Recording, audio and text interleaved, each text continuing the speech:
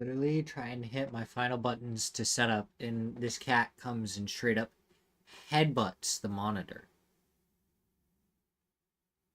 Oh, is that a good scratch?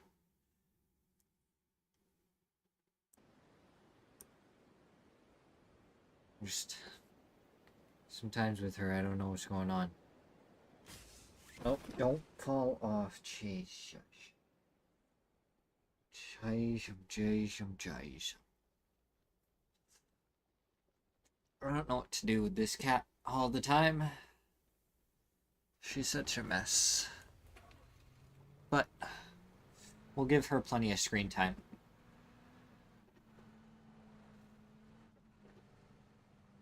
Who doesn't love a cat getting screen time?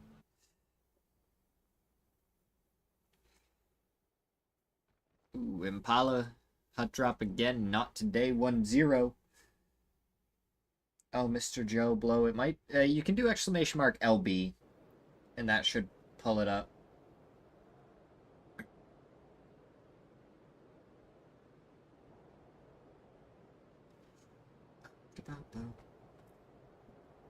Here, let me see. Exclamation mark LB. Yeah, there we go.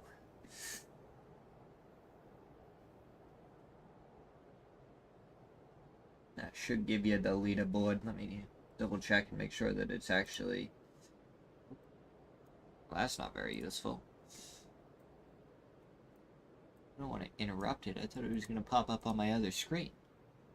Yeah. That is the correct leaderboard. That is where we currently sit. Rock in first place with 70 points. Team Liquid in second with 62, followed by Furia in third with 57. Potentially Dangerous with 52 in fourth. Falcons had a good couple of games to start the day yesterday. And then just kind of had some okay and decent games after that. They didn't really have any bad games. But their first couple of games, they got 10 kills in both the games, I believe. It was a good start to the day to them. And they kind of petered out a little bit after that. MRIA tied for 6th place with Alcadzia. And then our top 8 rounds out with Bandits in 8th place. And in our relegation zone currently, so these 4 teams we wouldn't see back here next week, they'd get dropped down into Division 2, is 1-0, Kill for Fun, 55, and Berserk. Now, I don't know exactly how they're gonna roll with it, because next week, Falcons, MRIA, Alcadzia, and Team Liquid won't be here because they'll be traveling for PGS, so I don't know if those teams will still get relegated or what the plan is for them. I don't know if maybe 2 get relegated and 6 get promoted kind of thing. We'll have to wait and see. PGS starts not next week, but the week after. So it starts the 13th. And we'll be here doing some sort of watch party. I don't know if we'll just be watching the YouTube VOD for it or what the exact plan is.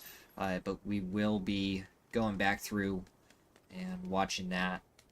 I don't know if they'll do a restream or how the timing is going to work out and everything. We'll figure it out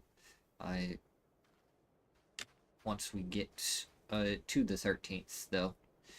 I got the... Actually... Wait a sec.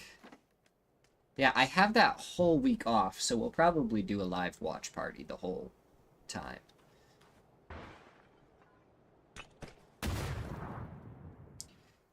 Nadamal did get taken down, not today, starting this one off as a 3-man, but one of the players was disconnected, so it's actually a 2v3, and with not today taking down Nadamal, it's a much better position for them. Impala is in the zone, so this fight could take a while. Zero gets the knock onto Leo, and Berserk, they're chilling. all the way in the background, ready to third-party this. If there's a couple more knocks, we may see Berserk actually just kind of crash on into this, depending on what they want to do. Long Array ends up going down. Fields gets the knock onto Zero, and that's going to be it for Not Today, because the last remaining member is disconnected. Wait. Oh, Kitty saw a bug. Okay. Team Liquid sees this way off in the distance as well and is trying to get some shots over there. Alright.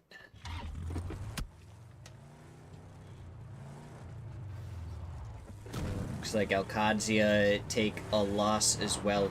We are down to 56 players, 6.5 minutes into the match, and this is something we saw yesterday too, where I feel like we lost a lot of players early on Miramar. So I don't know, like, we're bringing that up now, so that means that next game it's going to be like 64 players up by 13 minutes into the game. And we're going to see a completely different play style. But it is weird to see Miramar having so many deaths at the very beginning, because I feel like it's usually Erangel and some of the other maps where you see the deaths super early on, and then surviving after that is Sparking takes Batungas straight out of the vehicle. They get the flush to follow it up right afterwards, confirm their point, and trying to make it as uncomfortable as possible for the bandits. Tires are getting popped. They should have a couple of vehicles behind the longhouse. The question is, how much longer do you want to keep on driving back and forth over there? Because Team Liquid is just staring down that gap between the two buildings. Oh, that's another headshot onto HFIT, so Team Liquid nailing their shots. The good thing for bandits is because they have some buildings over there, they shouldn't have any problem grabbing some new helmets, not having to worry about the fact that their gear is getting a little bit dinged up at the start of this one. 8x on the SKS for Eno Quano. Enoquano. I don't know if there's like a certain way. If anyone knows how to pronounce that name, please tell me. Because I saw it yesterday too, and I didn't even really try yesterday. But we're seeing it right at the beginning of this one. So if anyone knows how to pronounce that name, that way I can know how to say it going forward, that'd be great.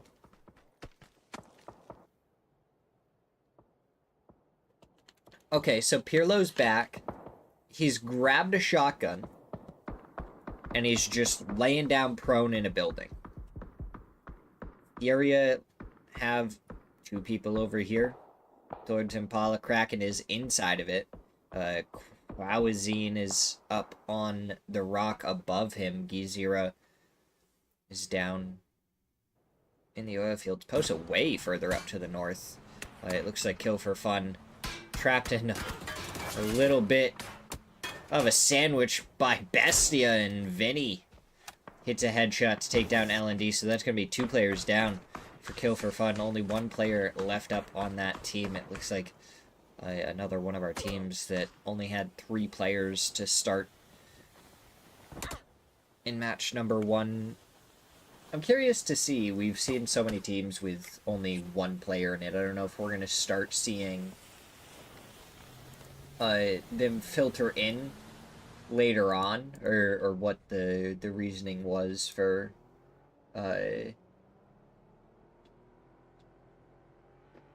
being so separated.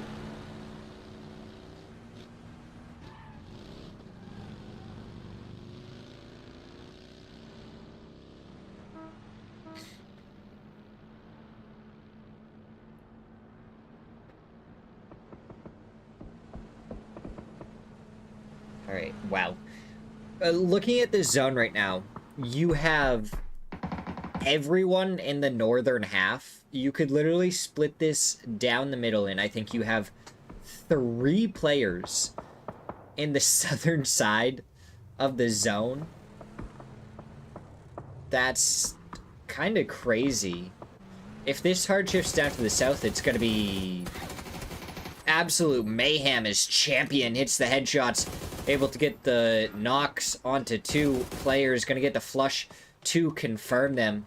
And now he's going to be fighting 2 more players from No Limit Gaming. Nades being traded back and forth, and Champion not super interested in that. There we go. Rasties and Danny going down at almost the exact same time to potentially Dangerous and Berserk, and Champion going to hold on to his spot. Though that is Bestia lurking right nearby.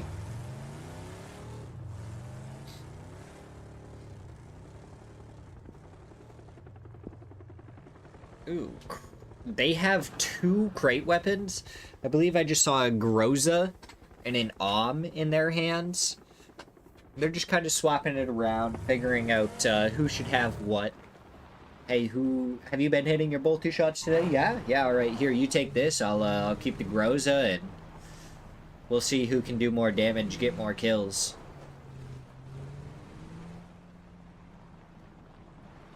Rock pulling up above Potentially Dangerous. Potentially Dangerous with a pretty wide 2-2 split. And honestly, I think that's a really dangerous 2-2 split. Because to get to your other teammates, you have to go through an open field. But that is a drop directly above Rock. So I think they should be able to flex out around the edge of the rocks over here and pick that up. It looks like Cowboy got one all the way down to the south. MK14 in that one. Not Today got eliminated by AK-47, and now Champion driving off as Bestia had made their way over to this position. They were pushing him out of there, and he just left anyways. He's gonna pull up here. If he stops here, that vehicle's done for. Yeah, okay, he stops. That vehicle's done for. It looks like Mime was trying to possibly chase him down to get the kill. Champion maybe looks back over, tries to do a little bit of damage to Bestia for chasing him out of his home that he was enjoying. 7 seconds until we see our next zone shift again. If this goes super far to the south, that'll just be super entertaining. Doesn't really look like it. Kind of looks like it just centered up. And it shouldn't be too much of a problem for any of the teams. And I've been thinking about it. Everyone, for the most part, I feel like runs 5.56 at this point.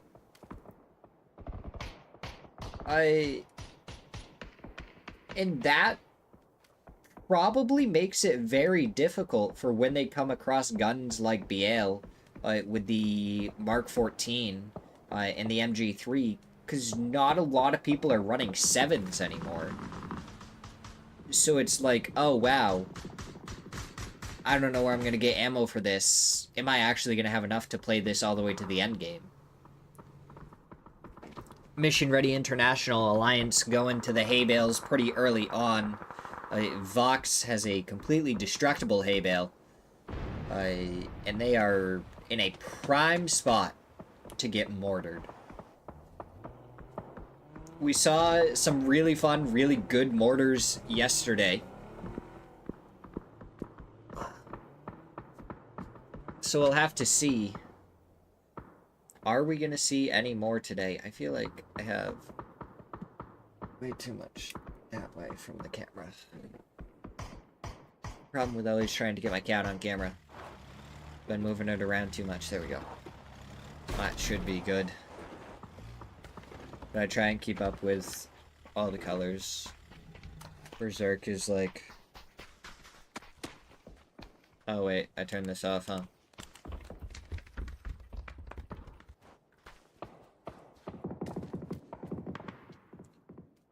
We were watching Berserk. Alright, now we're on 55.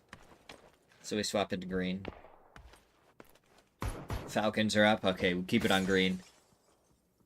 Keep the RGBs on green for a second. No kills so far in the start of this one for Falcons. So I don't know if we'll see them pop off on Erangel again, or if it's just the kills coming later on. In this one, as Tiggleton almost shreds Flood right there. Now he's finally getting shot in return. He's probably going to look for a different angle, because that one was a tough one to actually get any shots through. Bestia are making their way over here, so... I'm sure, yeah, there we go. We see Kickstart making his way over. Vinny was spotted out, but it's Solds that gets a knock onto Shrimzy. And Bestia may not be aware that this is Falcons yet. So they might not know that that was a knock onto Shrimzy, but with how Bestia have been playing, they kind of just try and chase down these players anyways. Whenever they come across people, H-Win does get the knock onto DraftKing. Mime might be able to get the knock onto Kickstart, but no, Kickstart is able to get down into the dip. Now the shot's going through the fence from Tiggleton. That's a knock onto Vinny. 2 players down. Nades being prepped. Nades being thrown around the corner. It's actually blue zones. I thought they were nades. That we were going to see the explosion. Mime does end up going down.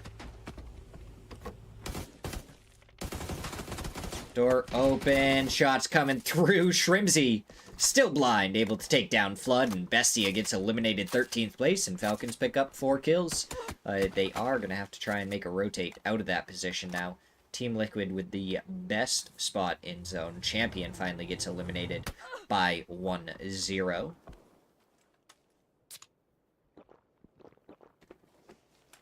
Oh, we're on to Rock. We got to update it to purple.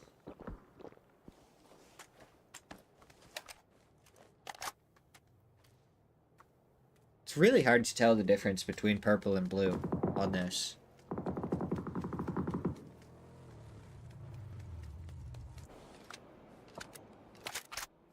Oh, we're over to Furia.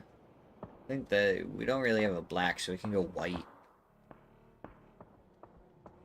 Alcadzia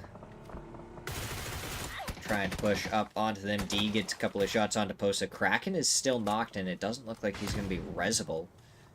The rest of Furia is still just in the compound. The nades get thrown out. Pre-nades going out. Haven't really found anything.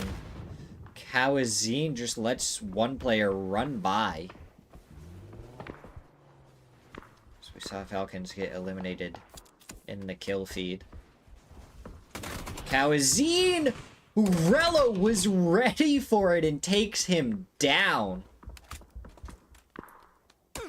No opportunity given. Now the nade's coming out. Gizera takes a lot of damage from that one. If they had a follow-up, he would have been dead by this point. D is still up on the hill behind. Blue zone coming out. Posa gonna hit the heal immediately. Gizera had the jammer pack, so he's going to heal through that just fine. That's why you need to double up on the BZs. We saw Falcons do it earlier. Now the nades coming through from Team Liquid, and it goes right in between Glock and Tony, so nothing comes out of it. And then Purdy takes a headshot. A little bit of covering fire from 1-0, who do end up stealing the kill away.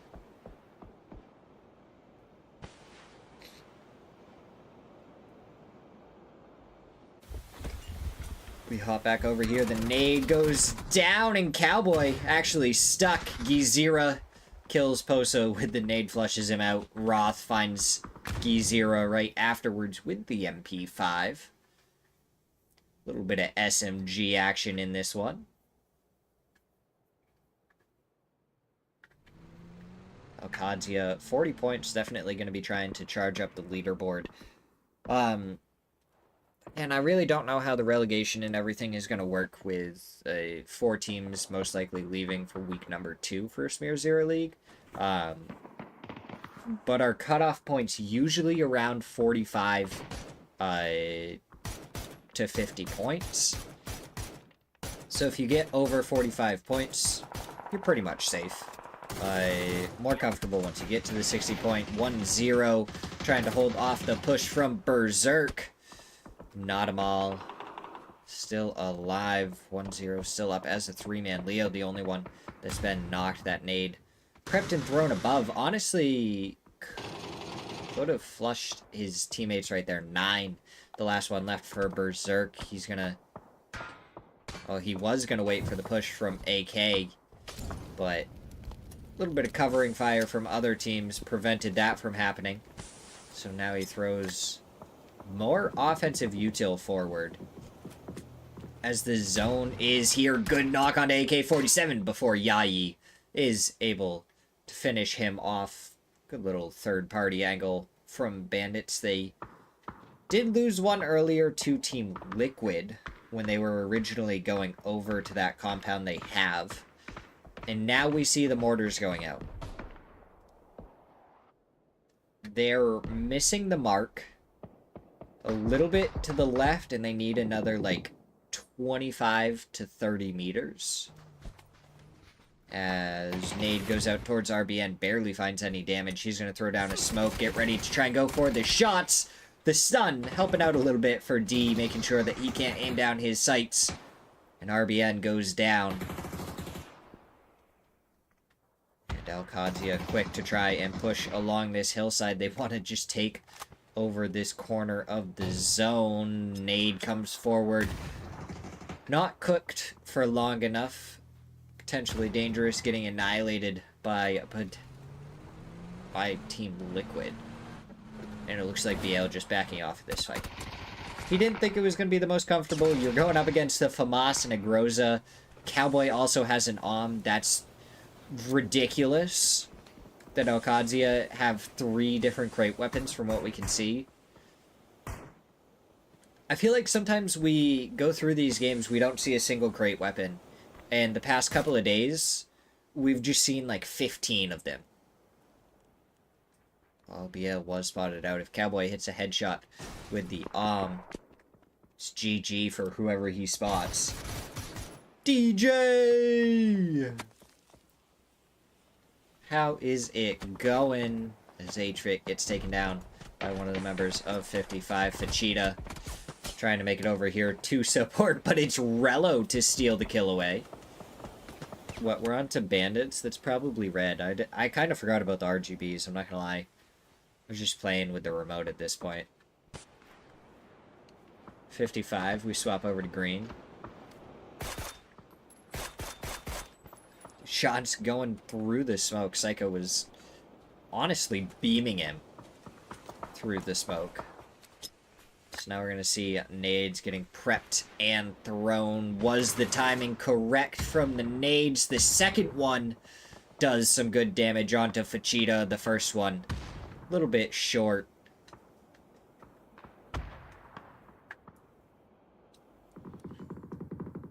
And it's just not the greatest util usage from either of these teams here. Falcons got eliminated a little bit earlier on.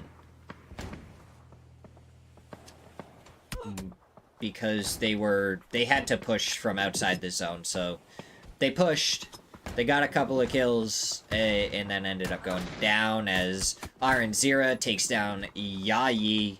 Now it's all up to Fachita, and he goes down to Psycho. Bandits eliminated in 6th place.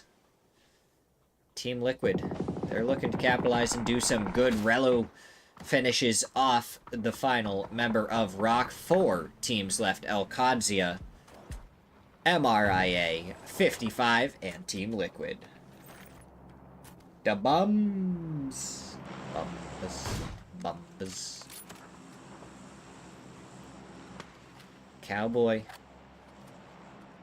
With the do we see any pretty headshots?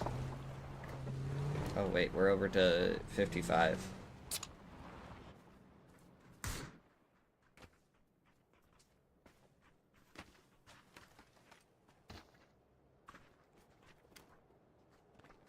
Team Liquid.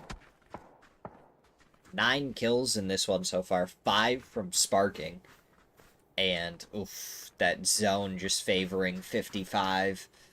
And that little dip they have. I feel like Liquid, yeah, they can send it forward and take the hay bales that are in on the edge. The ones that kind of look similar to where MRIA is, but Sparking pulls up in the dip a little bit farther away. I think he can get shot by Mission Ready International Alliance from that spot. That's the biggest concern. If anyone sits still for too long, Cowboy has that on. It's just a headshot away from a knock and an opening for Team Liquid. Ooh, Cowboy almost gets taken down. He may have the 3 gear, he may have the on, but it's only going to work so well if he gets shot by 2 different players without being able to return fire. Alcadzia, they have a very small ridge line that they can play. I think the team that's going to have the toughest time here is going to be Mission Ready International Alliance. They're not in the zone at all. They have to make their way into the zone. And with Team Liquid taking that spot, there's really just nowhere for them to go. Sparking is... I mean, he's looking great with that 796 damage and 5 kills, but he only has 26 spare bullets. It looks like Team Liquid, they've been getting kills and they've been doing damage, but no one has really crashed onto them, so they haven't had any bodies to loot. So they are almost out of ammo. Luke 12 with only 6 spare bullets. I don't know what Alo has, but it's probably not much. That Mark 14 popping him in the head. Green's the best RGB I got for MRIA. Goes with 55 better, but...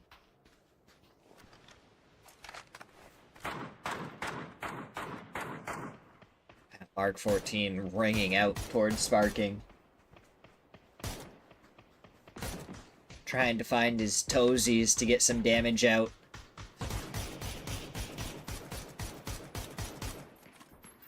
Pippa spamming into the smoke. So, I mean, I said Mission Ready International Alliance was going to have the toughest spot, but it looks like everyone's just focused on Team Liquid right now. Everyone's just like, I want to shoot Team Liquid. Our zone really does just kind of center up. 55 still the only team, I think, with definitive ridgeline to play inside this next zone. Alcadzia are going to have to run across the street. Team Liquid... They have smoke that they're using. That's really all they have. Nades are coming out from Mission Ready International Alliance now. And I don't know if you're going to be able to count the little tent as cover. Pippa gets a knock onto Sparking as they're trying to nade over towards Mission Ready International Alliance. Alo gets the trade onto Pippa. Luke 12 takes a headshot from Vox. Spots out. Vox needs to hit the shots. He's laying down. He's just there, and Vox takes down Alo. There we go. Luke 12 able to connect with the shots onto him. So now Team Liquid, 1 player remaining in Luke 12, and he has 3 players from Mission Ready International Alliance to deal with. Michael getting the shots onto him right now. Doesn't really look like 55 is taking the fight too much. Alcadzia pushing across. Rello gets the nade onto Psycho. D with the knock onto Pippa. 1 player left as Luke 12 makes it to the next hay bale. Cowboy takes down R and Zira in the meantime, and Alcadzia take away the hard cover into the zone. Luke 12 double headshot onto Michael. Tries to go for more. Cowboy from behind takes him down, and it's 4v4 Alcadzia versus MRIA, but they have a res they need to get onto Michael. And with the zone moving in, I don't know if that's going to be possible. Might just be a 4v3. Cowboy tried to spray through, shoots D in the back a little bit. Roth going for a flank up onto the road. He's almost over here. Now he spots out Gats, not able to get the shots in time. And all of a sudden, a little bit more difficult of a spot. Headshot onto Gats, gets the second one to take him down. Boxes to follow. Bizzler last one, he goes down. El Kadzia win with 20 kills. That is a 30-point game from El Kadzia. That is absolutely insane. I don't know if I've ever seen a 30-point game from anyone. Like, I've seen 15 kill wins, and I've seen 17 kill wins, and maybe a couple of, like, 19, but I don't know if I've ever actually seen a 20 kill win. That's absolutely insane. We gotta, what? If I go, like... Yeah! Disco for the win. Is that the updated leaderboard? That doesn't seem right. Oh, that's not the updated leaderboard. We should get the updated leaderboard here in just a second here. Let me swap off my camera as well. That way we can see it when it does pop up.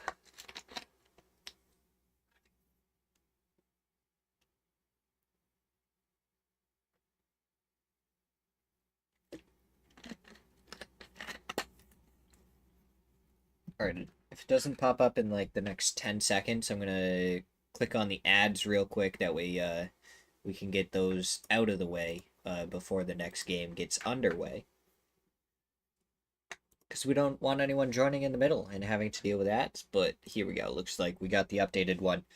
So Team Liquid has taken the top spot. They are now in first place with 76 points. Rock still holds on to second with 73. El Kadzia jump all the way up from 40 points to 70. They're in third place now. Furia in fourth place with 57. Potentially Dangerous in fifth with 56. Team Liquid... Team Falcons is what I was trying to say. Wow. Team Falcons catching up to the 50-point marker. They're up to 51 at this point. Mission Ready International Alliance get 9 points of their own to get up to 49. So really all our top 7 don't have to worry about dealing with the relegation zone. Not that 4 of them will be here anyways, because they will be busy at PGS on the 13th to the 17th, or maybe it's the 19th that it goes to. Something like that. 13th to the 19th, I believe. Bandits round out our top 8 with 32 points, and 32 points by no means is safe from that relegation zone at the end there. So now we're going to go to a quick break as we get ready for match number 8.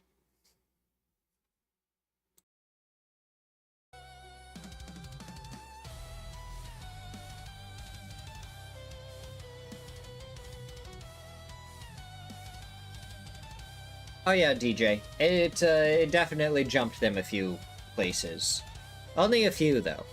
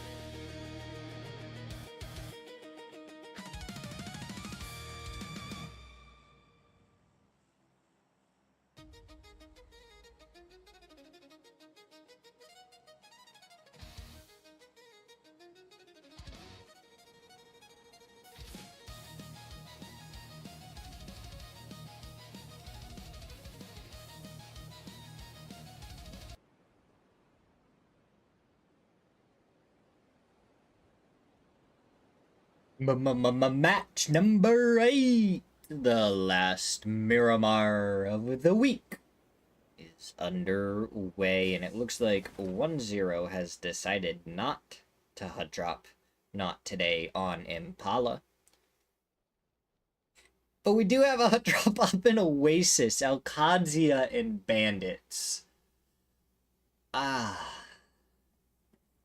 We just can't get away from them. The hut drops are just determined to happen. I'm pretty sure every single one of our Miramars has been down to the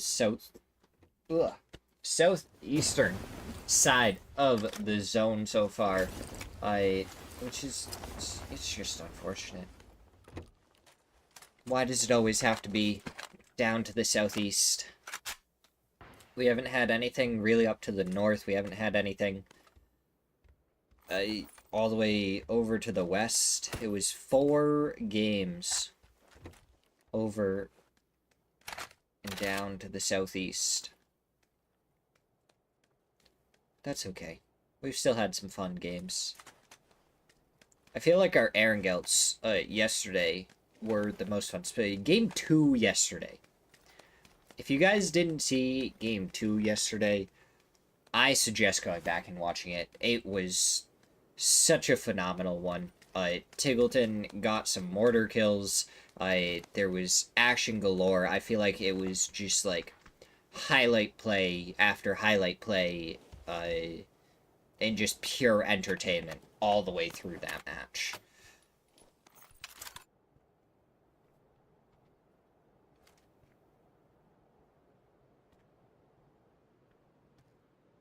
But for right now, we're on Miramar waiting for Alcadzia to try and take down the bandits or get taken down themselves. Can the bandits steal away the momentum that Alcadzia got going in that first match? Cowboy just waiting with the M16. I don't know if he's trying to make sure that he's not spotted here. Maybe waiting for Fachita or Batungas to overstretch just that little bit and come into this building.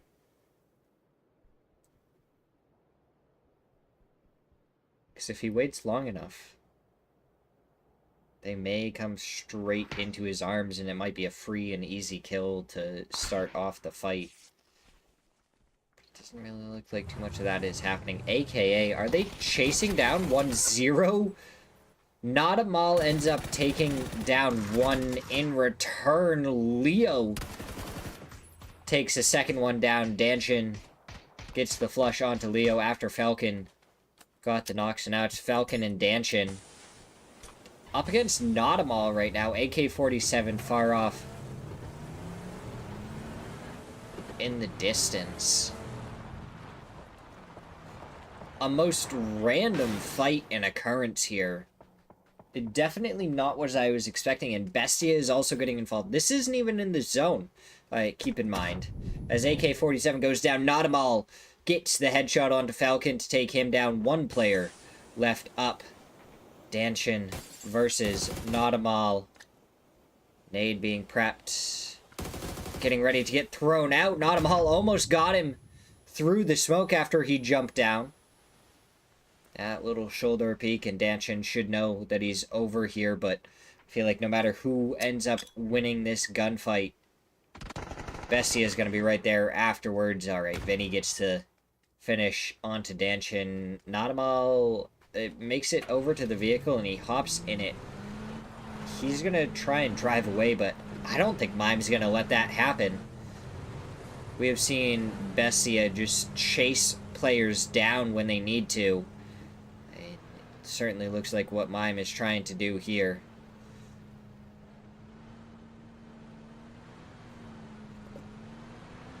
How long will this car chase last?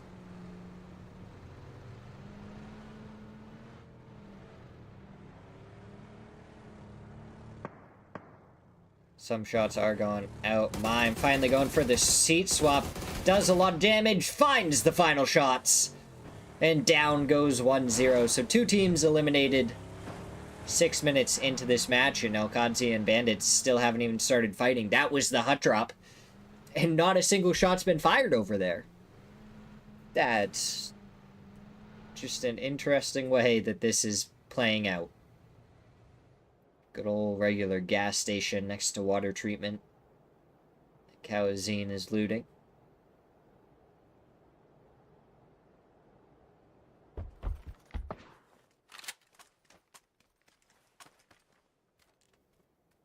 Okay, it looks like maybe a couple of shots were fired. Cowboy isn't full health right now.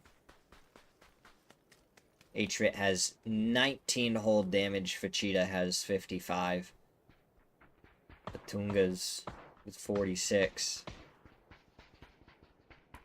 Roth and D on the other side of the building. Did they hear him? Oh, they definitely heard him jump right there. He's just going back and forth trying to avoid them, but a 2v1, I don't think Batungas is going to be able to handle two people pushing him at the same time. If they go for the trade, Cowboy gets the knock onto Fachita.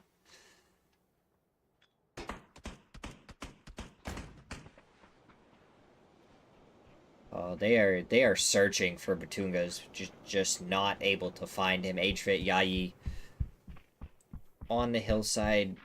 H-Fit, I think he made just enough noise. The Cowboy might be aware. Yayi with a Tommy gun. I don't know how well a Tommy gun spray is going to do from the hillside. There we go. MK12. MK12 is definitely going to do a little bit better for him there. Rello is seen, but H-Bit isn't able to hit any of the shots. Batungas gets a knock and flush onto Roth D, who's not in the spot to try and go for the trade. Yayi does end up going down to D. H-Vit gets the trade onto him. 3x barrel spray. Now it's a 2v2. Batungas and H-Vit up against Rello and Cowboy.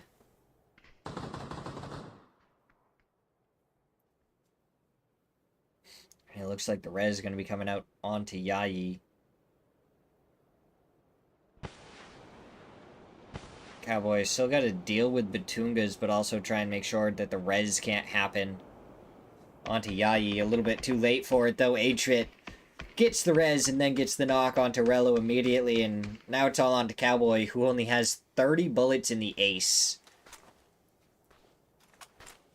1v3, he has a Tommy gun that he has to go up against. And the question is, how long do Bandits want to stick around here and try and take this fight?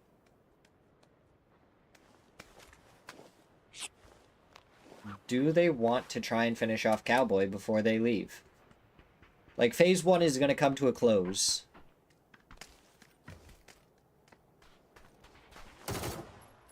Cowboy going for jump shots to start that off. And now just pushing straight towards Batungas. And he finds the headshot to take down Cowboy. Bandits end up eliminating Alcadzia, and they may have just stolen away their momentum after game number 1. We'll have to see if Alcadzia is going to turn the heat back up for the rest of the day, or if that 30-point start is all they're going to have. As, yet again, look at this. The zone. If you cut it in half again, you have one team maybe kill for fun as well on the southern half, and everybody else is towards the north. If this pulls south and we go for a Los Leones ending, it's going to get real crazy real quick. Not today, abandoning this position as Bestia climbs up on the edge of the zone.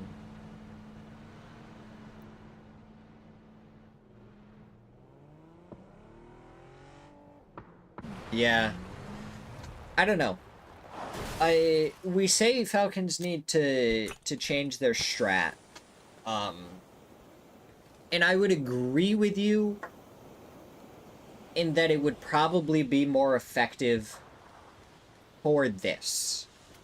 But we also have to think that in 2 weeks' time, they're going to be going to PGS, and in PGS, it's going to be Phase 3, and there's still going to be 60 to 64 players left alive.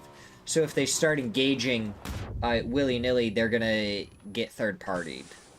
So it depends on if they're trying to use this time to practice already for PGS, or if they're trying to just win in Smirzera League. I feel like it is how they should determine how they're doing this. Kawazine, he has the Panzer, he just doesn't know where to use it right now. Pippa is up above. He's ready for any of these windows. If any of the players peek from them, he's ready for it. He's gonna be pushing into this. Pippa going up the staircase. Panzer goes out, and he does take him down, but Pippa blew up a gas can down at the bottom, and it does end up getting the knock onto Kawazine. Smirzera survives just barely on that spray from Posa, who almost takes down a second. Not able to get either of them, and he takes a headshot in return.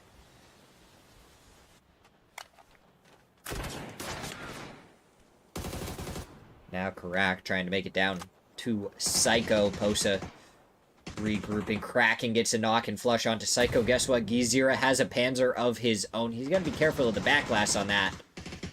As soon as he tries to make it through there, it might cause some harm. Smirzera, the last player, up and down he goes to the spray from Smirzera. 55 eliminated in 12th place.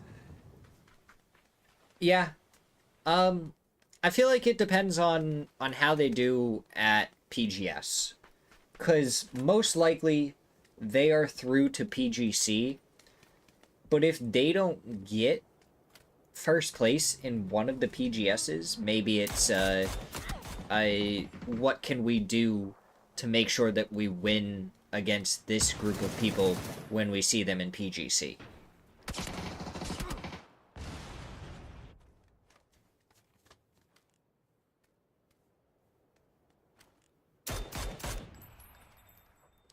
Because it's hard to compare, like, just Americas to, the rest of the teams around the world. Because in Americas, I'd say we have, like,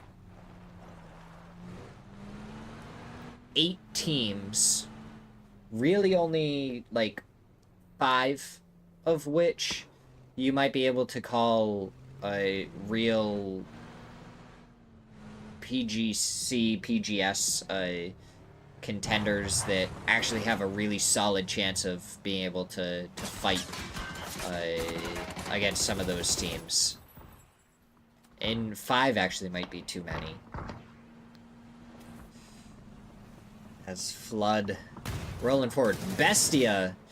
See, Bestia, on the other hand, plays the exact opposite way of Falcons. They see a team, and they fight that team. They go for it, they commit to it, and they do whatever they can. Vinny gets taken down out of the vehicle, and now it's going to be Flood versus Benya. Benya up above. And, I mean, Bestia doing the exact opposite of Falcons, trying to hunt down kills and fight wherever they can, even chasing people in vehicles. Has gotten them 24 points right now against these teams.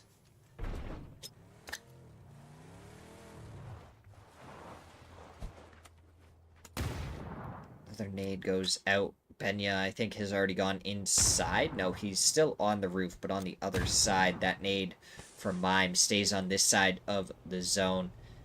Oh, Mime's C4ing this. Alright. This is gonna confirm a flush for sure. He throws a couple of nades before he drives forward with this C4. Oh, if that could have stopped right on the edge. I think that would have been good. It went a little bit too far. Flood gets the knock onto Benya, gets the flush before Raystes comes around the side and is able to finish off Bestia.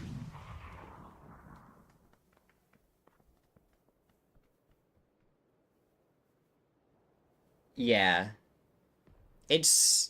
Really, I don't think Falcon should...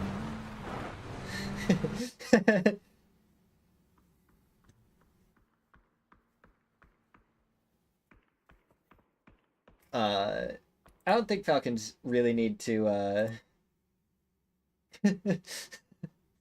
Oh, you guys in chat are hilarious.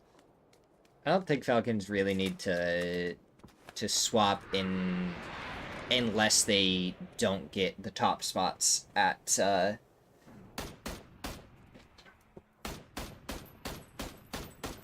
next PGSs.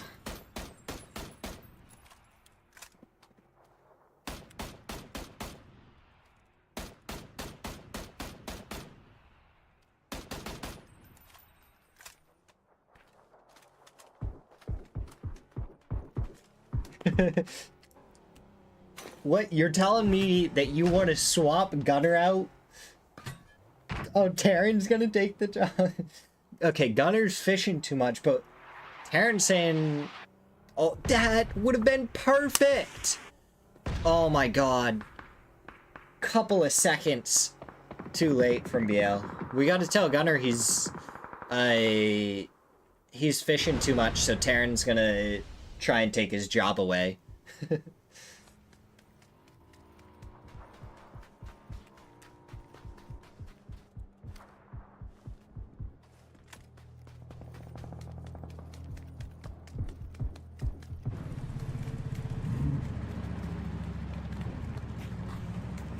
Right. This is the propaganda we need to start spreading. Gunner fishes too much, vote for Terran as new coach. This is the propaganda we're gonna try and spread.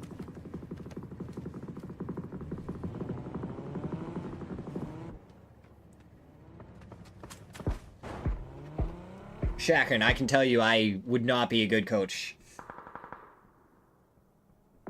I have not nearly done enough research into this. I would need to I would need to be able to get coached on how to coach. I can tell them to start not running each other over.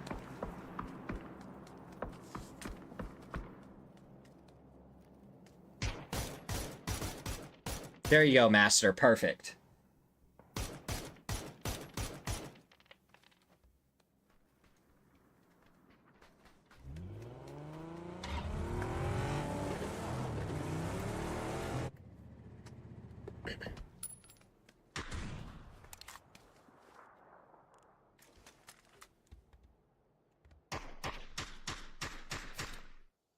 Oh, we love Gunner.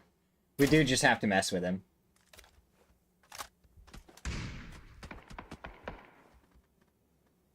Hey, gotta listen to Mama Terran talking about Terran. We have proven results. I think just to mess with Gunner, we need to spread the propaganda of that he fishes too much and Terran should be the coach. I think it'd be funny.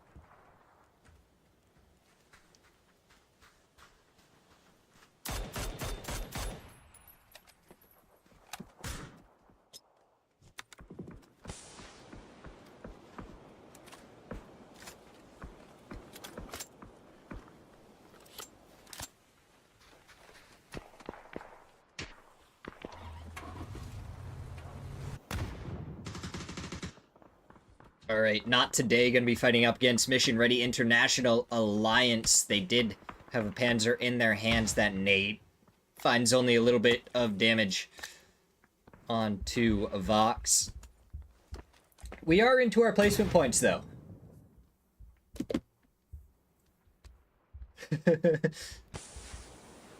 Oh, is that the real secret, DJ? Terran's been coaching Gunner. It all makes sense now. It all makes sense. The coach of the coach. Luke 12 getting the knock onto Longeray, so it's Team Liquid that's actually getting the opening knock between Not Today and Mission Ready International Alliance. On the edge of the screen, we see Potentially Dangerous getting taken down by Falcons. Team Liquid getting involved. Sparking seals a kill away and then misses the other shots with the Lynx.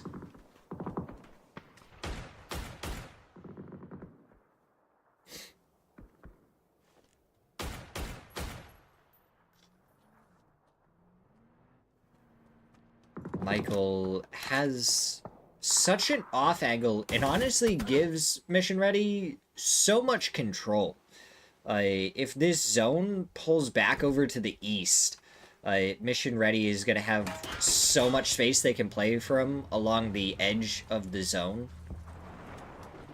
Potentially Dangerous here just below Falcons, but Falcons are going to be right around Team Liquid. So I feel like Potentially Dangerous and Falcons both kind of want to take this fight, but Team Liquid, if either of them pushed up over the hills, would have free reign. Shrimpsy tried to go up over the hill. Alo gets the knock onto him. The nade getting prepped, thrown down towards H-Win and Tiggleton. The nade does land. H-Win goes down. Tiggleton and Kickstart, what can they do? Getting pressured from Team Liquid. Potentially Dangerous could come up the side of the hill. Afterwards, Kickstart gets the knock onto Purdy. Kickstart goes down to Alo. Tiggleton going for the res onto H-Win. Purdy is flushed out. Now Potentially Dangerous making their way up and over the hillside. Being led by Tony. Tavon did get knocked. Glock getting sprayed down. Shots not connecting. There we go. The Lynx into the side as Tiggleton gets the knock on to Alo. Another knock on to H-Win. So that's the second one from Team Liquid on to H-Win. And now we have Furia up against Berserk. Longeray over in the other fight, taking one down, but Kawazine gets an opening knock. 4 kills so far in this match for him. 8 kills for Furia total, so no matter what, this is going to be a good match for them. Infinite goes down. Lil Sui, the last one remaining.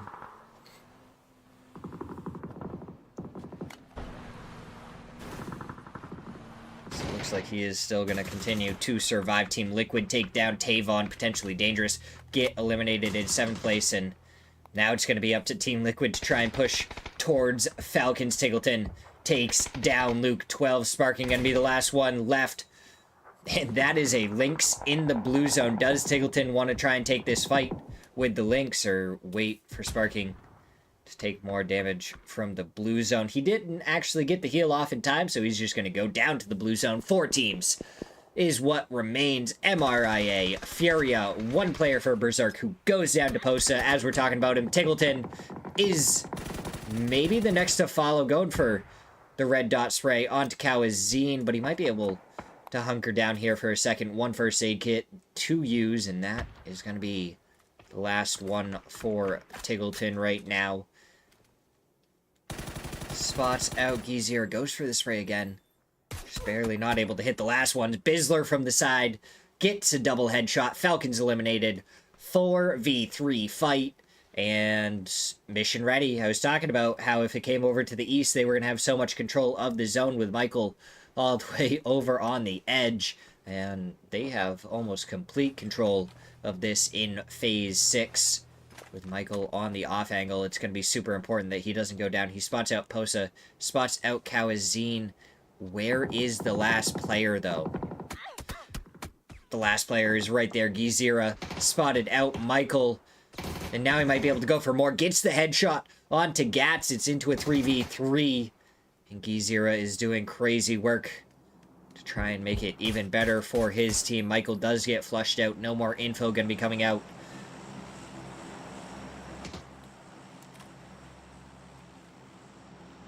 Now it's going to slow down just a little bit. Doesn't really look like Furia has too much offensive util. Only a blue zone for Posa and Gizira.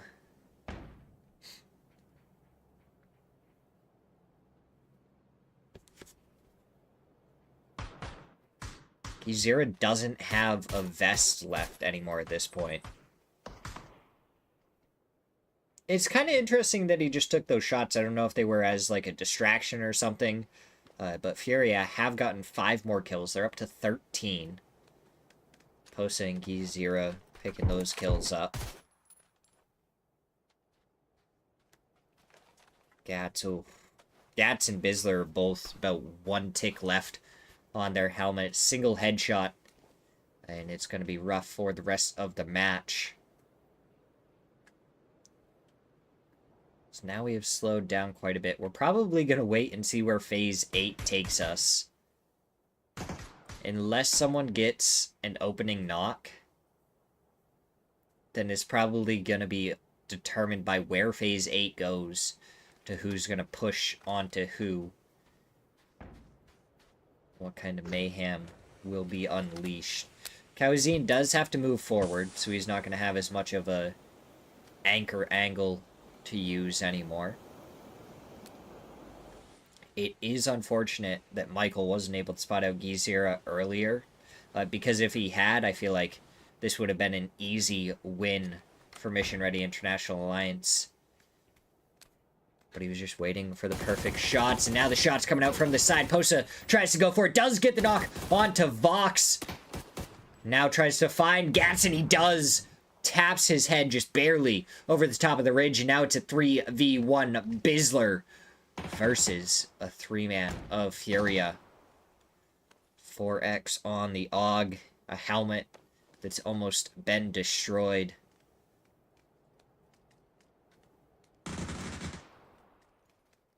It looks like he's trying to retreat back over to the compound, but not in time, as Smirzera gonna spot him out, take him down.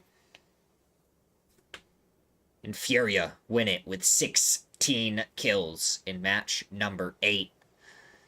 Team Liquid also had a very good game with 10 kills of their own. Will we see Furia with a return to dominance?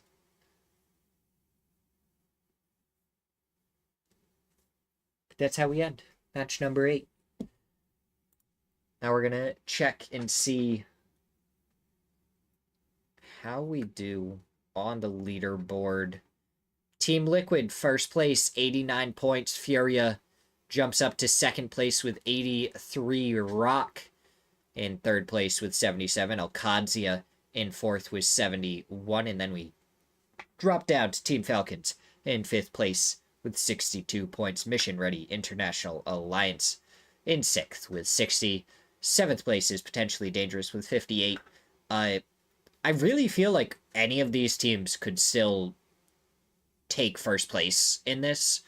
So it's going to be a race between the top 7, really, to try and win Smirzera League Week 1 Series 7. And then you have the rest of the teams down below. Bandits still leading the mid-pack. Really, the bottom pack. We're kind of just split up into 2 different packs here. It's the top 7 and then everyone else. And at any point, if anyone in the lower half of the leaderboard has a really strong game, all of a sudden they're going to be right at the bottom of the top pack. That is how we end match number 8. So we're going to go to a quick break as we get ready for match number 9.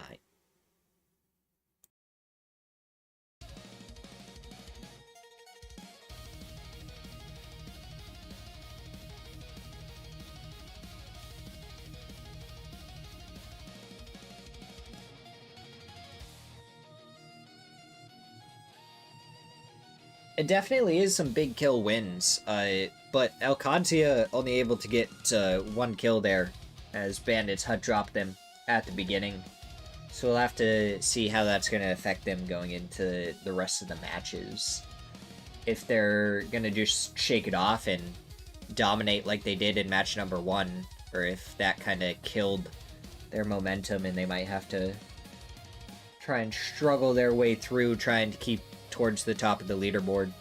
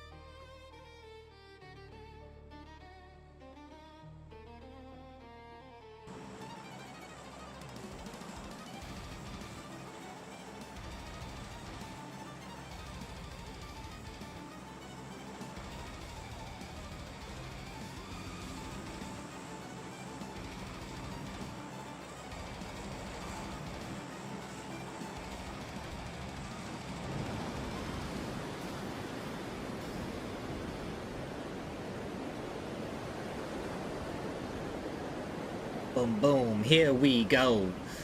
Right in to match number 9.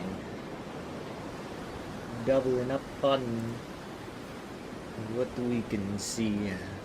Lada and Michael.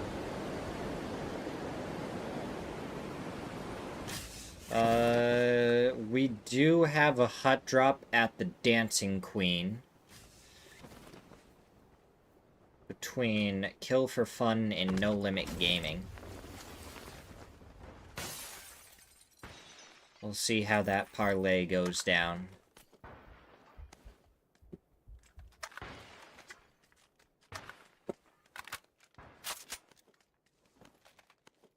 It looks like for the most part.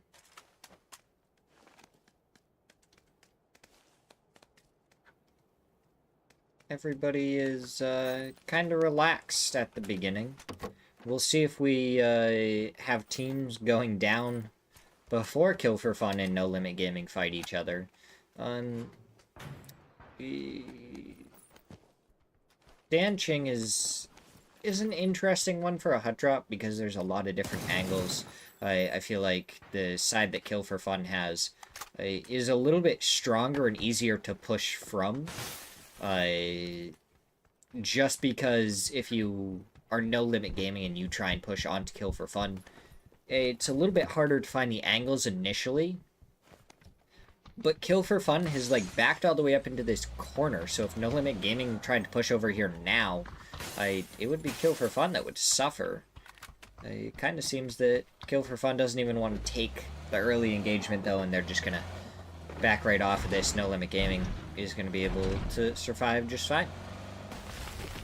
I'd say that worked out for both teams pretty well. Do we have this on auto, or what's going on here? Oh, ours is at 1080. I think this happened last time too, so like, oh, excuse me.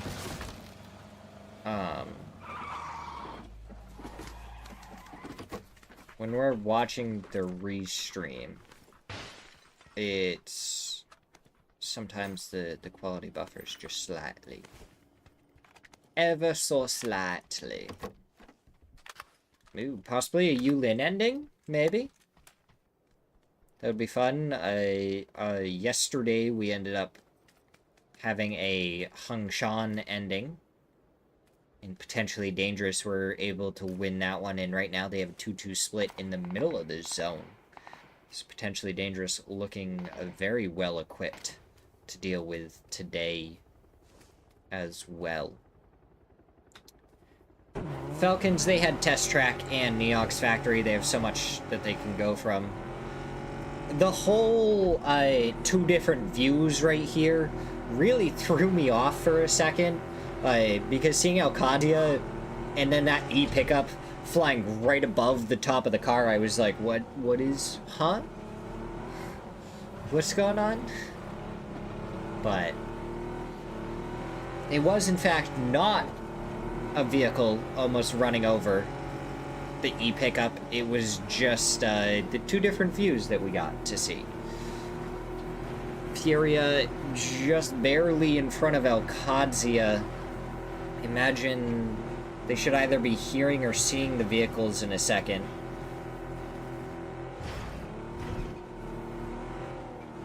Might rotate a little bit more around them. Rello is looking around towards that compound. It does look like Alcadia is going to avoid it for right now. Yeah, it really did. It threw me off. I was like, did they almost just get run over? What just happened here? But no, they just had 2 views, and the timing of it just worked so well that I thought that we were, I don't even know. It looks like Danny went down to 0. Kickstart taking shots from Kill for Fun. Yeah. It was whack. It confused my tiny brain. Couldn't handle the amount of info that was being fed over to it. Oh, Zero, you gotta get out of here. Ding your bell. Ding your bell while you're driving away. Not even worth it. He has a bike, and he doesn't even ding the bell. He gets taken down anyways. Ridiculous. He could have dung his bell to go like, haha, I'm leaving, suckers.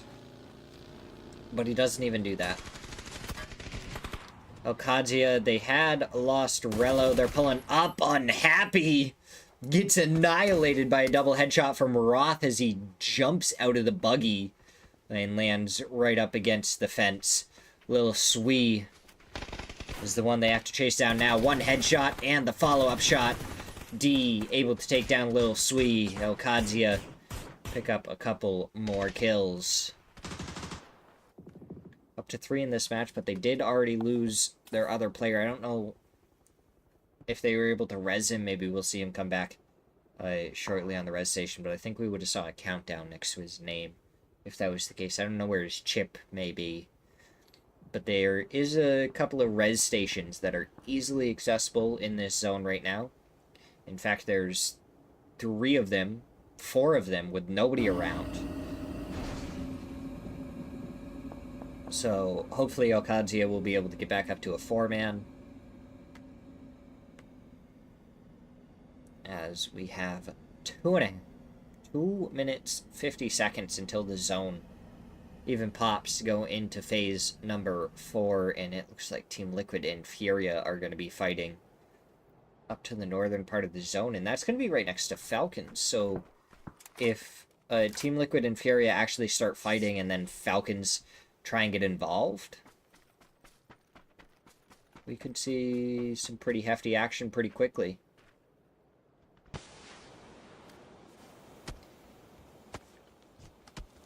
Alright, Kawazine throwing the nade over towards Purdy. Preps the second one, throws that through. It goes a little bit too far to find any damage onto Purdy. Alo, he has a Panzer in his hands. If we see a couple of knocks go both ways, I guarantee you Falcons is going to be here very shortly afterwards. I mean, Kickstart already seems to be taking a look over here. I feel like how you really want this to start is with Furia getting like 1 or 2 knocks onto Team Liquid.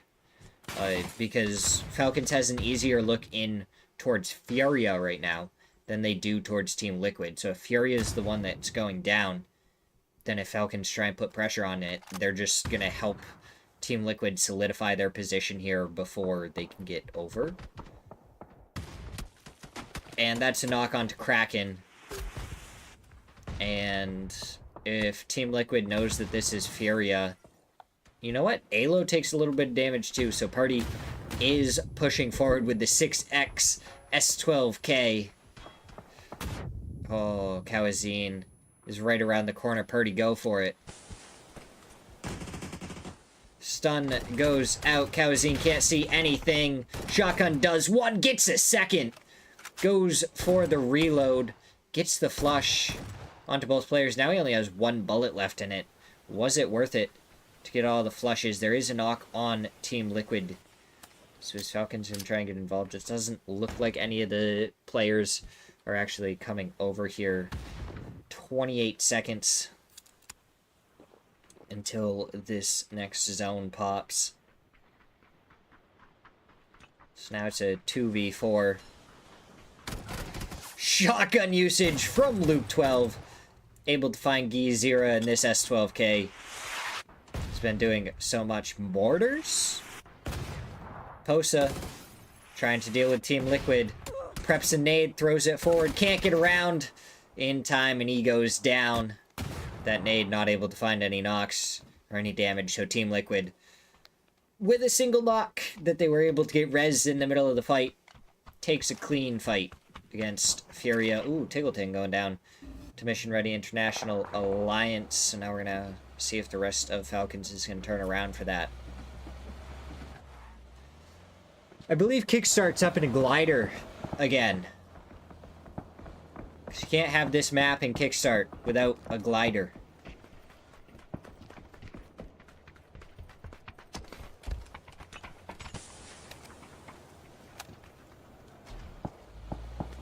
Okay. We go way up to the north. So we do have a Yulin ending. So as this zone progresses more and more, if we get closer and closer to Yulin, right around the L in Yulin, there's a pretty good ridgeline that people can play from. The only problem is the hillside right next to Team Liquid can see that hillside pretty well. So it's definitely a spot that you can play later on, but the earlier you play it, the easier it is to kind of get dislodged. And it kind of depends on how the zones play out for how well you can actually play that spot. But it is, if you can't find anything else, a relatively strong spot. If you have a couple of the Pico buses, you can actually set up really good cover, because those are just miniature electric tanks. Mime pulling up on to our end. Zera goes for the shots. Isn't really able to connect with any of them. The nade doesn't find any damage. And Mime just continuing to run forward, trying to find the shots, and he only finds a single bullet. Now he hops up onto the rock, and Zera takes him down before Draft King goes squish right over the top of him. Oh, Pippa. What can you do? What angle can you find? Bessia, they're not going to shy away from a fight. They are definitely going to take this straight 255 if they can. Flood getting shot at by Karak, who isn't able to connect with any of the shots.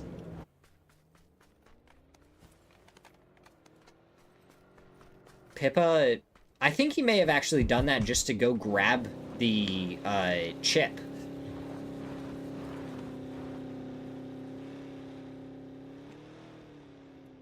And if that was just to go grab the chip, I think it may have honestly been worth it, because now 55, if they need to, they can push off of this. Oh, that is really unfortunate. Is Mime going to be able to get out of the EMP area? It does sound like his vehicle was able to get out. I don't know about Pippa, though. Pippa may be stuck for right now. Draft King definitely is. It's an interesting thing that you have to play around. Not Today is very much in the blue zone. And, oh, we are going straight to Yulin. Kill for fun. It looks like trying to drop into Yulin, potentially dangerous. There's already over here champion. Probably not going to be alive much longer. Nope, there he goes. Tony gets the final shot onto him to take him down. Only 19 bullets to spare in that barrel. You might want to honestly swap over the Tommy gun. Why not?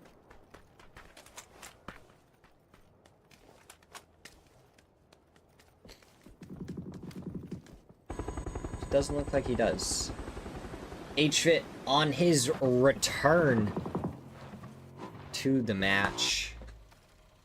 I don't even know where he's going to be able to go.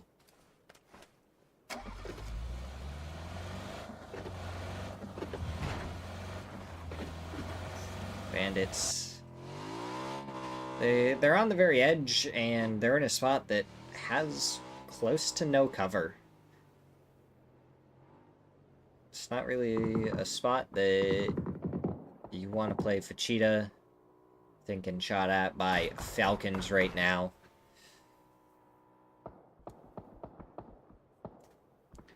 Rock is going to be in the way. Not Today taking casualties from Rock.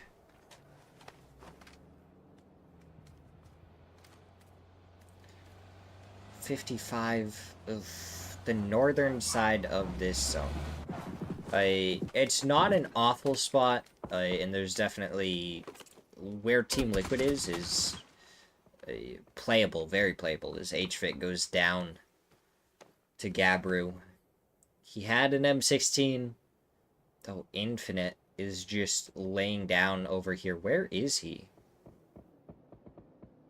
Wait, can we zoom out a little bit more? Where is this? Huh. I'm assuming he got up here with an E pickup, with the E pickup. That is a rat spot if I've ever saw one. How would you get up there besides... Can you get up there with a vehicle? What's the point of even going up here if you're not a solo, actually? Like, you'll just get killed, and you can't get out of there, really. But him being a solo and trying to get, like, placement points and stuff, that's a really great spot. As Kickstart gets taken down by Danny, the rest of No Limit Gaming, ready to turn around and try and turn on this. Probably going to try and get the flush as quickly as possible onto Kickstart.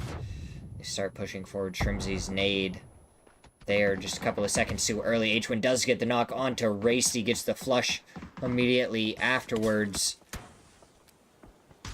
Rock looking in from one angle. It looks like Team Liquid going to be looking in from another. H1 taking shots from Rock. Shrimzy is also in another corner that I don't know if I've ever seen someone play from, and Danny definitely wasn't expecting it. As he goes down there, Benya goes down to H-Win. One player left for Falcons to find, and then they can try and go for the res onto Kickstart, but Team Liquid going to be looking in from one side, Rock from the other. All these teams have to try and make it into the zone. Oh, Infinite. Your spot was so fantastic, but it's not going to be in the zone. So you're going to have to try and sneak into the zone now. H-Win goes down to BL. Kickstart not able to get res, so Shrimzy looks like he's going to hop into the vehicle. Try and go somewhere. One tire is already popped. He's going to go over here, and it's going to be straight into Team Liquid. Oh, yeah, Team Liquid don't actually hit their shots, though. Where Shrimzy can go, I'm not sure, because now he's going straight towards Alo.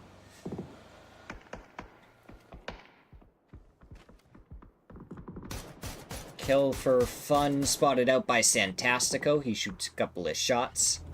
Wasn't really able to find anything, though.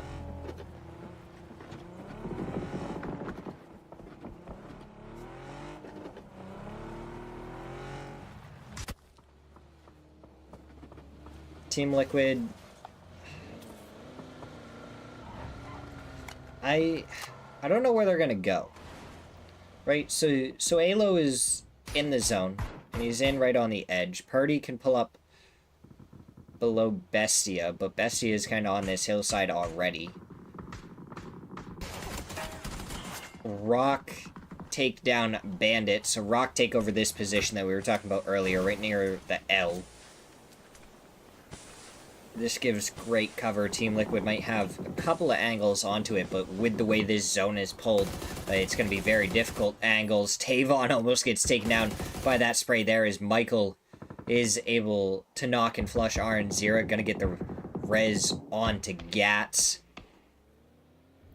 So potentially dangerous. Maybe spread a little bit too wide here in Yulin.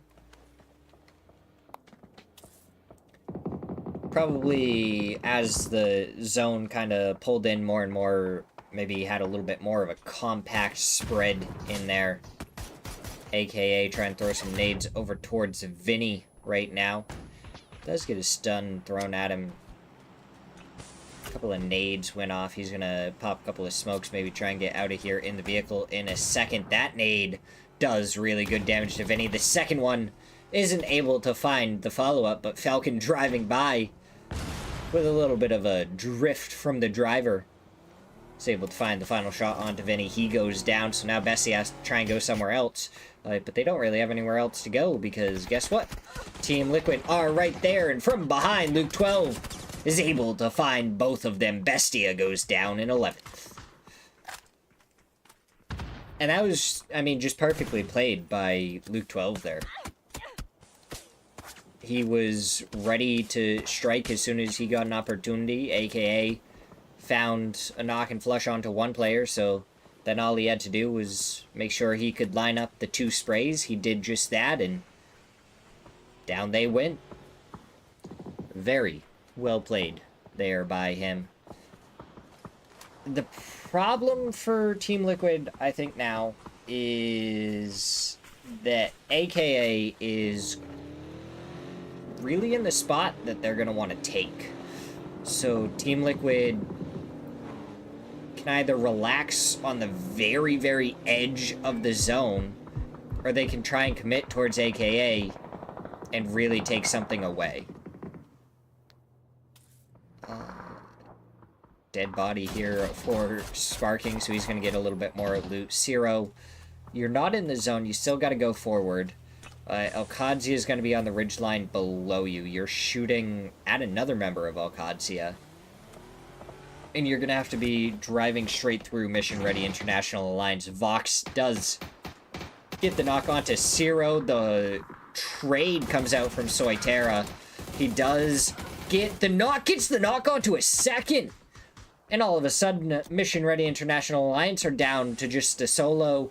Smirzera, the last one up for not today, he gets shot in the side by Coyote.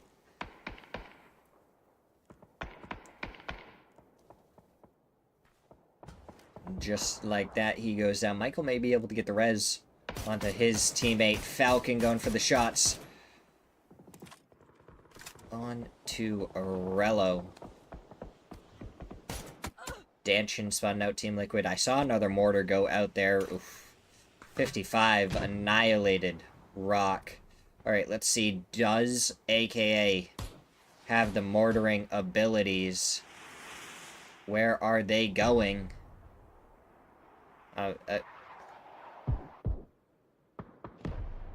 What? I don't know who taught them how to use a mortar or how to tell distances, but that was pathetic. Now Pippa getting a couple of shots into Gabaru, who spotted out Michael as he was dropping, but Glock is going to be the one to find the shots to take him down. 5 teams remain. Those mortars sounded like they were a little bit closer. But those first mortars that went out, that was just pathetic, honestly.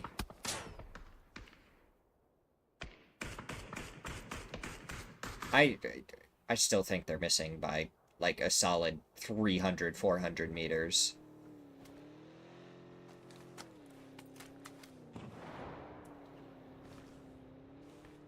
Tony. Okay, we see that mortar go out. Is that going to be the one? Okay, Purdy gets a knock onto Danchin. Okay, Team Liquid are using the mortars now. And they're showing AKA exactly how they should be used.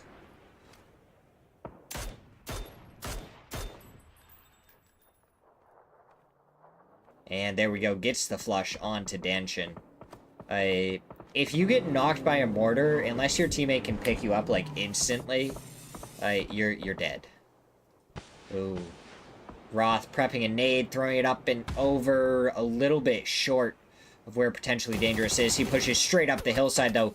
Gets the knock onto one player, goes for more onto Glock, but now he's getting shot in the back by Team Liquid. A good smoke from his teammates, able to give him a little bit of covering fire. Cowboy gets a knock onto Falcon, but now he's getting shot in the back by Potentially Dangerous. Kadzia gonna have to try and deal with Potentially Dangerous on this edge of the zone. They gotta be wary of the angles that Team Liquid have onto them while they're trying to do damage. Psycho starts running forward. He should go down here. Tries to go prone for a second. Pippa finds Luke 12 in a trade. It's a couple more shots to try and flush him. Smoke's gonna be going out. Sparking just pulls up on the side of the vehicle. He almost goes down to Pippa as well, prepping the nade, throwing it forward. Can Pippa maybe blow up one of these vehicles? No. Sparking finds the nade. 4 teams remain. Alcadzia, Team Liquid, Potentially Dangerous, and AKA. And Potentially Dangerous didn't want to take the fight towards Alcadzia, so they pull up towards Team Liquid right after they had taken down 55. 6 kills for Potentially Dangerous, 11 for Team Liquid.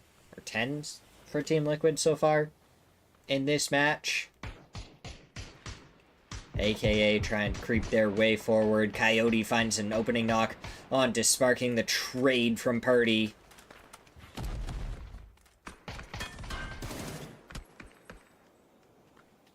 As Team Liquid are continuing to look super, super good this week.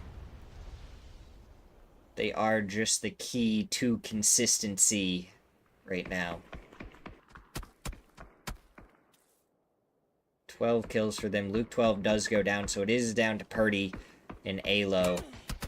And that is 2 shots straight to the chest immediately as Purdy just barely peeks around the side of that. He's in on the very edge. Alo is not. Alcadzia looking to set themselves up to win another game, so even though the Bandits caused them trouble, it did not steal away the momentum they had going. That blue zone going to get the flush very easily onto Purdy. It's going to be on to Alo for Team Liquid. Can he find any more points, any more knocks onto any of these players? Oh, getting shot by D in the side. Doesn't go down.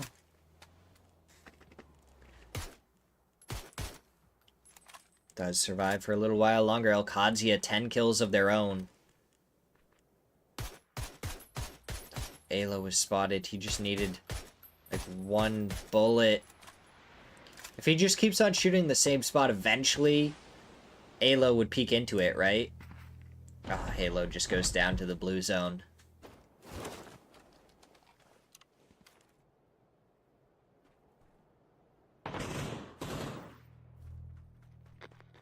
Here we go, 4v3, Alcadzia versus potentially Dangerous. And Alcadzia are just completely surrounding potentially Dangerous right now. They were able to get up to 9 kills. Can they find any more? And potentially even a win up against Alcadzia, who are just slowly constricting any space that they can use. Spotted out was Tony Vrelo. Gets an opening knock. This is going to be down to a 4v2. The nade goes out to get the flush onto Tony immediately. D with the off angle. Going to be in such a good spot. He just has to try and hold on to the onslaught. Make sure potentially Dangerous can't peek the hillside as his team just starts sprinting straight forward. Cowboy gets the knock onto Gabru. 1 player left. Glock. What can he do? He gets taken down by D. And Alcadzia win match number 9. 13 kills, the second win for Alcadzia on the day. Beautiful there from them. Just able to get as much space as possible early on and constricted it after that to get the win here. Now we just sit here and wait for a second for the updated leaderboard. And there we go. Team Liquid, first place, 106 points. Alcadzia. What? Alcadzia were in second with 96. I don't know where our leaderboard went. It should come back in a second.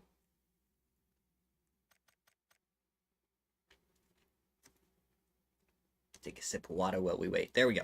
Alcadzia in second with 94 points. Rock in third with 85. Furia in 4th place with 83. Potentially Dangerous in 5th place with 73. Followed by Team Falcons in 6th. Mission Ready International Alliance in 7th.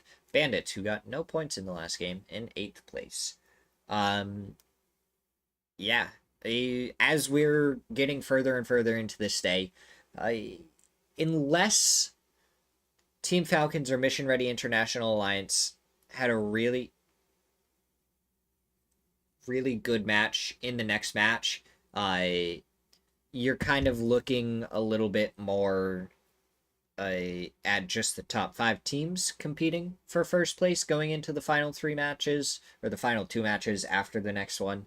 But if Falcons or Mission Ready have a really good match, then we'll see them probably all fighting for first place, because we've seen 30 points be grabbed in a single match. Potentially Dangerous would be 3 points away from Team Liquid with that, where Falcons and Mission Ready It would still have another game of work to do to catch up after that. Our current bottom 4 teams are Bestia, No Limit Gaming, Berserk, and Kill for Fun. So we're going to go to a quick break now, and we'll be right back for match number 10.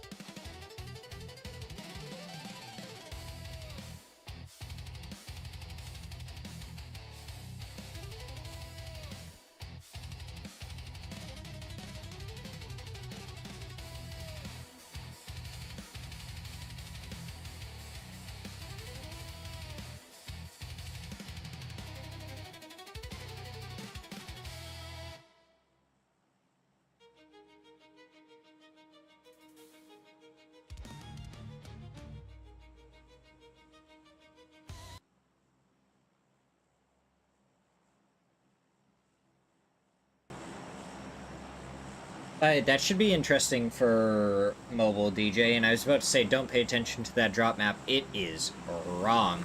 That was the previous map, not this map, so they already changed it around to make sure that we're viewing the correct map. We don't get to see the drop spots, so I don't know if anyone's going to hot drop each other. We'll just keep a real close eye out, though. I'm sure we'll be able to spot any potential fights pretty quickly.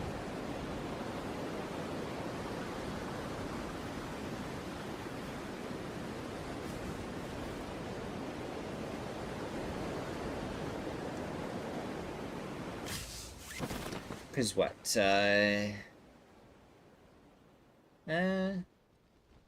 Bestia, Potentially Dangerous, and 1-0 are all pretty close together. Doesn't look like anyone else. Team Liquid also taking shots over towards 1-0. That is a lot of bullets being shot. Did they have like an M249 when they dropped or something?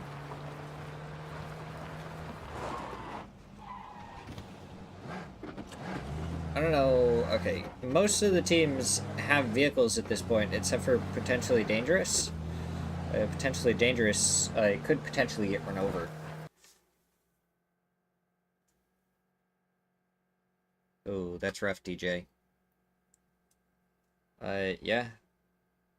Hopefully it does liven it up then. Because it's always fun when the viewership is there.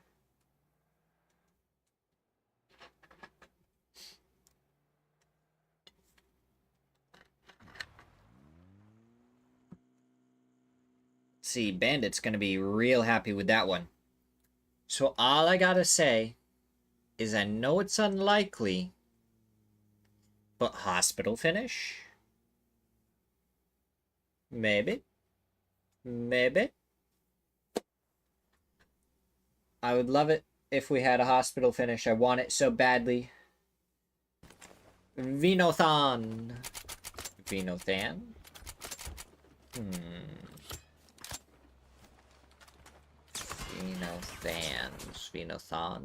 Vinothans. So many different ways I could try and pronounce that name. Anyways, how you doing on this wonderful day?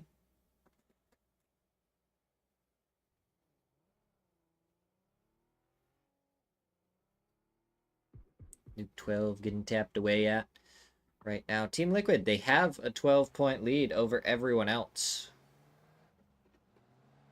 Will they be able to keep it?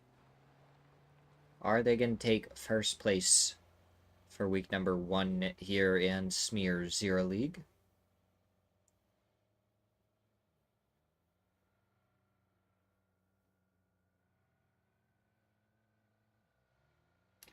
$2 a.m.? 2 a.m. and you're here watching PUBG. Well, we appreciate it.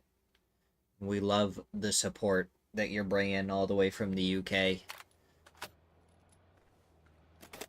Yeah. It is very much 9 p.m. And I am, like, when I'm not casting, this is pretty much my normal bedtime. As, oh, Cacao barely makes it out of there on time. But, yeah, no, this is, like, pretty much my normal bedtime.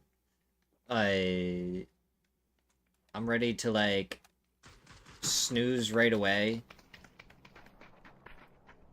Maybe, like, sit on my phone for another, like, 10 minutes before I go to bed or something, and then I'm just lights out. Instead. Oh, absolutely. Every Monday and Tuesday, we are here streaming a Smirzera League. Granted that it's running, to be fair. And we're always here during any of the PASs, PGSs, whatever. Trying to do some watch parties whenever we can. It's Gabru, able to pick up a knock and flush on to Flood.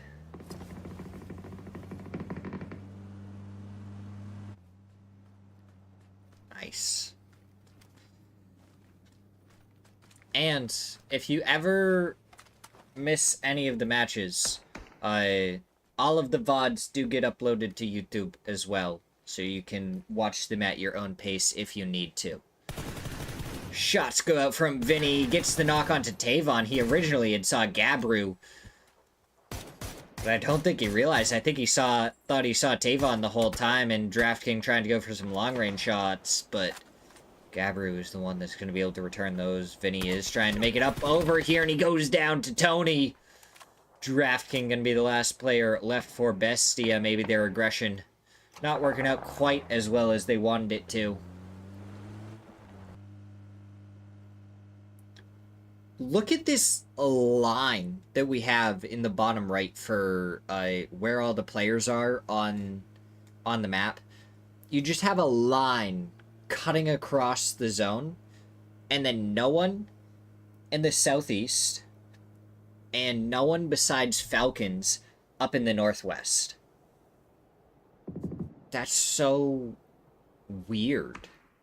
I don't know if I've ever seen something like that before. It probably has to do with the fact that there's still like 4 or 5 teams that have to make their rotation into zone in general.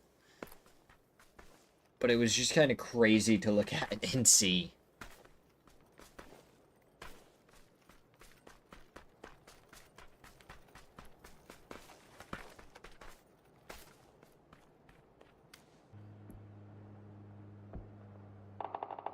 Let's see, it looks like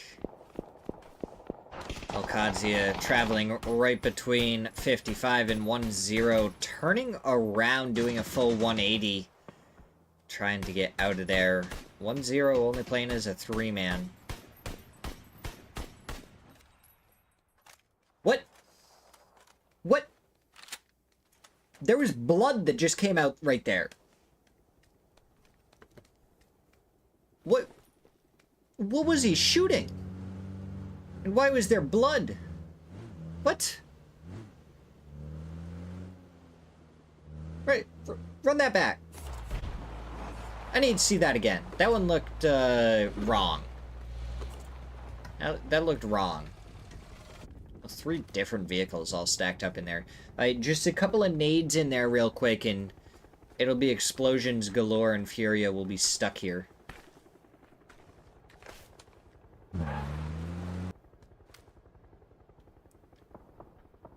Oh my god, seeing the E-pickup drive by and someone aim at it, it reminded me, I saw a clip from that Tiggleton posted, was it like a week ago is when I saw it. I don't know exactly when it got posted.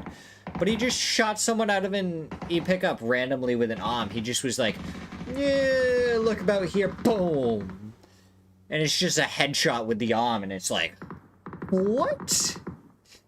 How is that even possible? Coyote picking himself up a kill on Mission Ready International Alliance, and immediately Michael and Gats over here to return the favor, and down goes Coyote Falcon. You gotta be careful.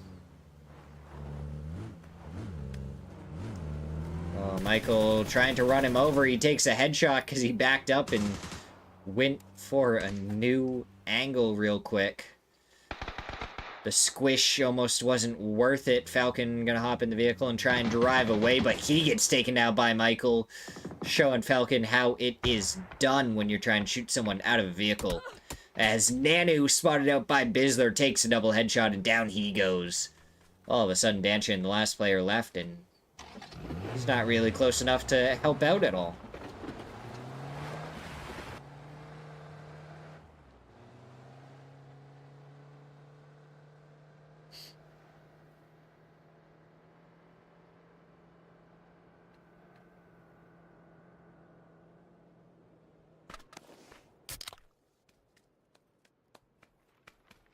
Alright, there we go. Now the map looks a lot more filled with teams instead of just a line right across. It was just all those teams that came rotating in from the north a little bit afterwards. Where does the zone go? No hospital ending for me. At some point, I'm going to get to cast a hospital ending. I want it to happen. I'm going to try and will it into existence.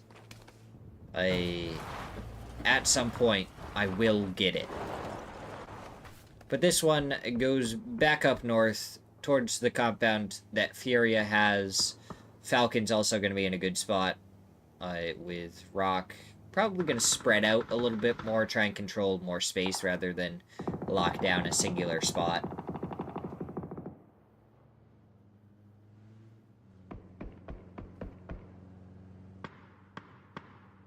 Wait, what?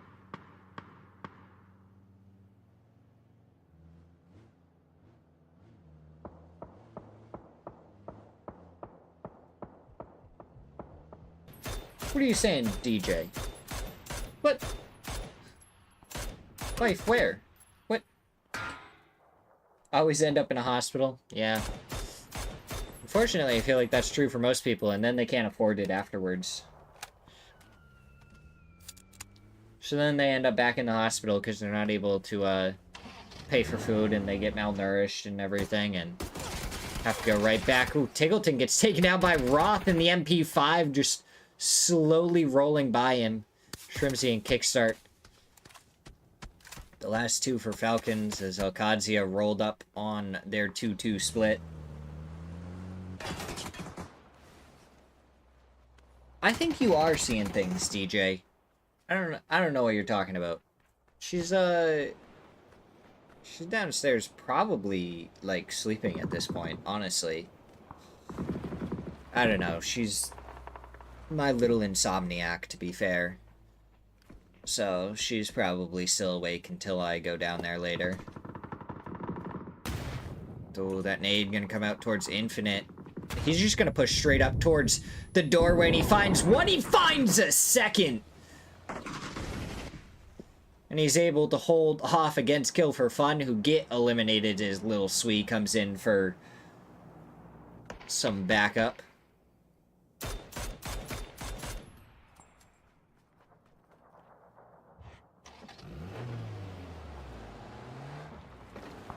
Yeah. Nah, she's probably still awake downstairs. I don't know. I know she's going to a concert tomorrow night, so she can... I think she took the day off work, so she can just sleep in, and she might stay up a little bit late tonight waiting for me because of that. As potentially a dangerous wipeout 1-0. I'm just glad that my cat doesn't seem to be wanting to cause any more problems today. She did cause a couple of problems earlier on. But overall, she hasn't jumped back up here and tried to lay on the spacebar again. So we're doing good. 48 players alive, 13.5 minutes into this match. Falcons lost to 0 kills for them in this match so far. So it looks like Falcons probably not going to be able to fight for first place this week. They can still make it up into third place pretty easily. Probably, DJ. The cat is nothing but trouble. She's the literal definition of trouble.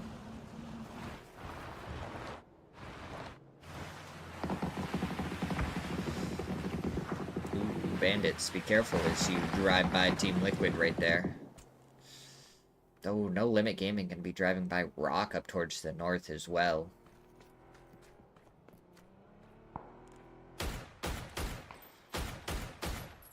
Potentially dangerous. 6 kills in this match. So they have been... I mean, what? They've killed half of the players that are dead so far. Oh, BL is just chilling right up against the side of this Solds. It says he's in a vehicle. But I don't know where he's driving.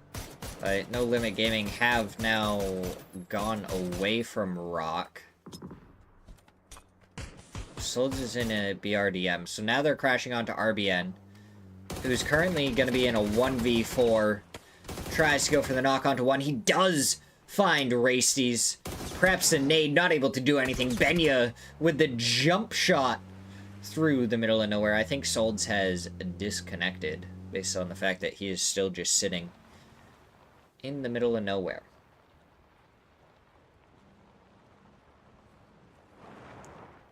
Alright, Rock just pulling up right below the members of No Limit Gaming. It's going to be a 4v2 fight for them if they take this right now. They came into the day with 70 points, so far through 3 matches, they've only been able to get 15 points, which is probably a little disappointing for them, but I also think that they really popped off towards the second half of the day yesterday, so we'll see if they're going to start turning it around, maybe finding some more kills, some more fights here at this point. Shrimsy gonna pop up, make sure he confirms his flush onto Cowboy. So Falcons, well, Alcadzia pushes down the hillside towards them. Pick up 3 kills, and it's all onto Rello to keep Alcadzia alive and in the fight against Team Liquid for that top spot.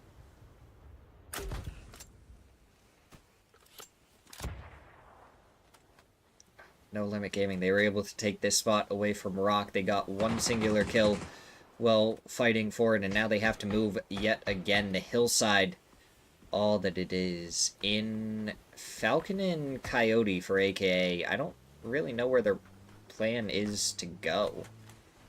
As Tavon goes down to falling, I don't know if he jumped out of the vehicle too quickly or what. But that could give an opening to Bandits down there in the south.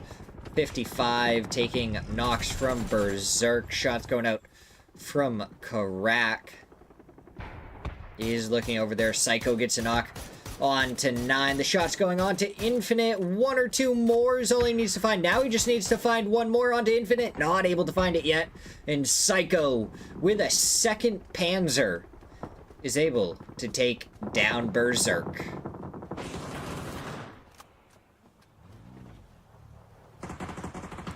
Now we're going to see No Limit Gaming. They're trying to pull up on the side of the hill. Mission Ready International Alliance have already pulled up on the very top of it. Tavon taking shots from Batungas.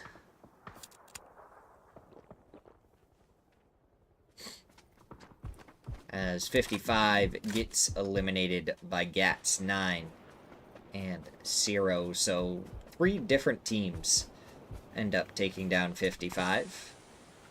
Sounds like that was an unfortunate rotate for them. Oh, Shrimsy has pulled up in front of Mime, who's just chilling in a bush. Oh, kickstart. Drive over this bush. Please. Oh, that would have been so funny.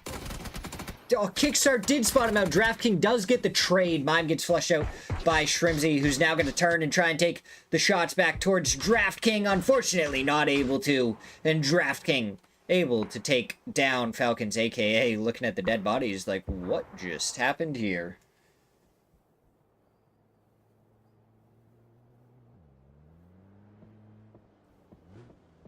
That was insane from Kick, though. I don't know what he spotted while he was in that vehicle, but he did a 180 so quickly to take down Mime. That was very good from him. So, Purdy from above. Where is Danshin trying to go? He goes down to Luke 12. The nade should be able to flush him out in just a second. Oh, okay. Danshin was trying to get over here to Coyote at Falcon. That makes more sense.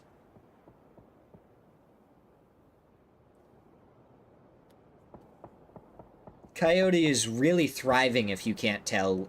8 bullets for his MK and a Vector for his other gun.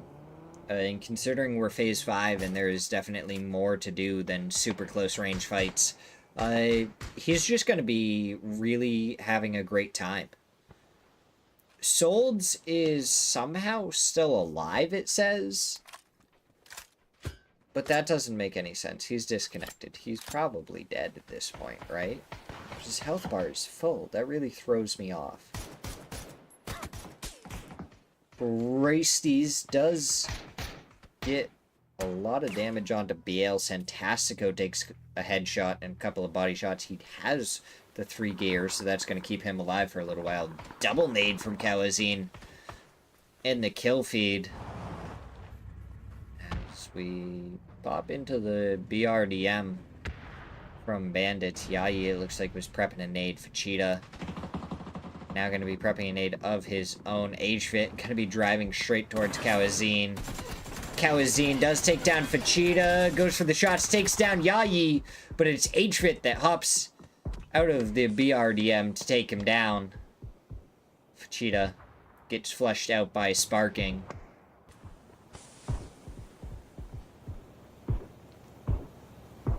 Tavon pushing over here. Now HFit has to think about this. Is the BRDM more worth it? Or is getting his teammate rezzed more worth it? HFit continues to take even more damage. It's potentially dangerous is choosing to not actually push onto that. So yeah, Bandits are going to be back up to a 2-man and going to be able to continue forward. Potentially dangerous. Do have 8 kills so far in the match. They picked up a couple more since the last time we looked at them.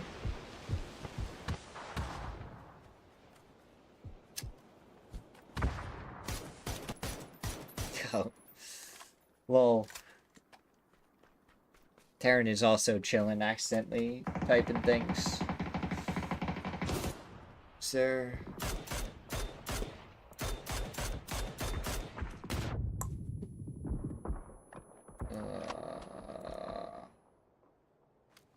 It's like the 3rd time. Come on, Terran, stop doing that. DJ's gonna be on you about it.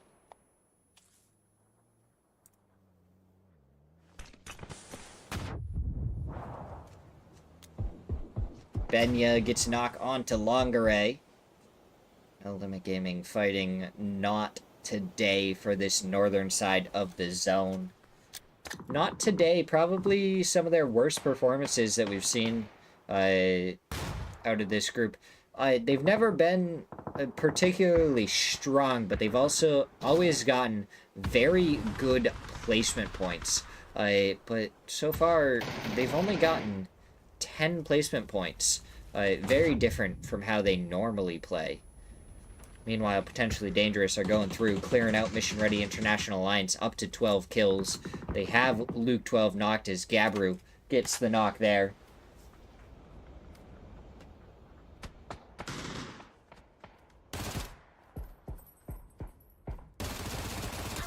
This is factual, DJ.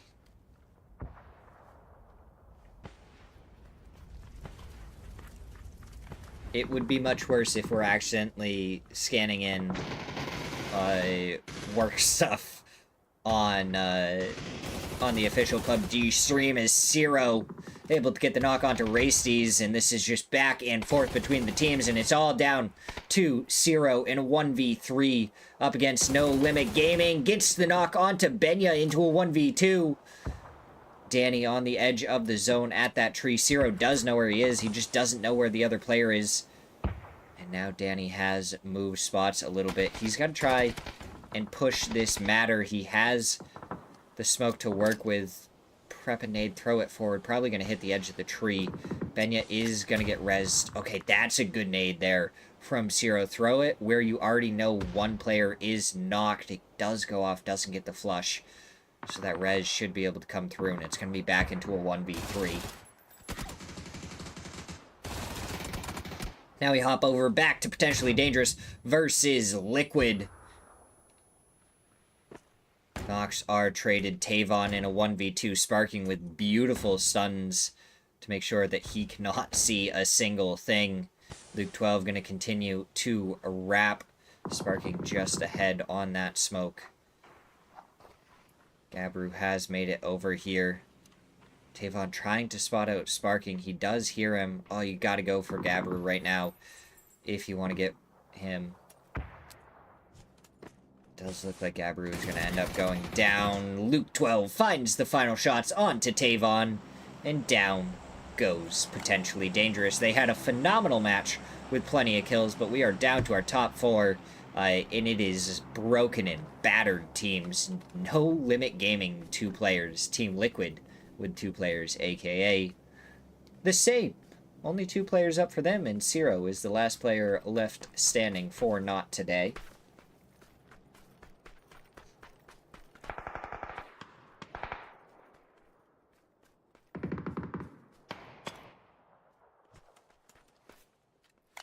Falcon going for a long-range nade over onto Benya. But he doesn't even find any damage. Falcon's helmet almost non-existent. Only 2 smokes to work with, so the util very limited. 87 damage, no kills. AKA have gotten this far 2 kills. They are also at 31 points, alongside Not Today and Bestia.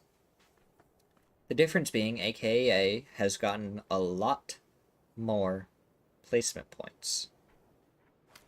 Oh, spots out Danny there. 1 more bullet is what he needs. Barely survives the spray from Benya. 1 health point is all he has to his name, and Coyote isn't even coming over here to support. Honestly, with the fact that so many teams are just duos, I feel like Coyote should really be sending it over to try and support and help. But instead, he's just gonna sit back.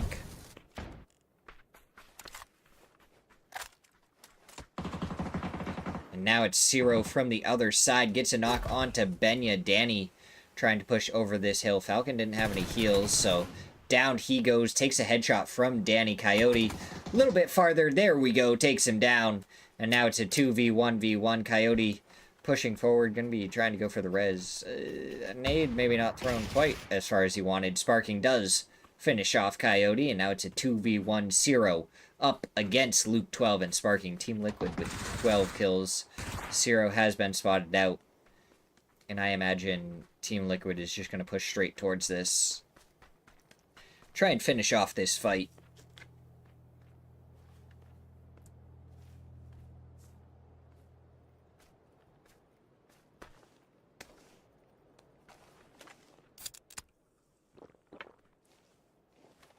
Team Liquid. I really hope they keep up this domination going into PGS.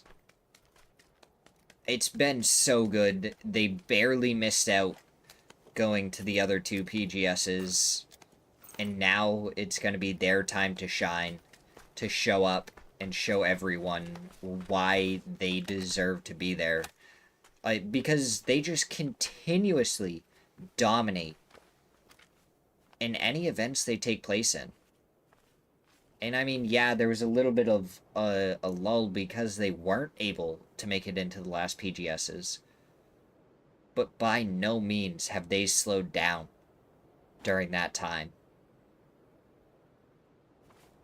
They were ready with a vengeance to come back and prove to everyone just how great of a team they are.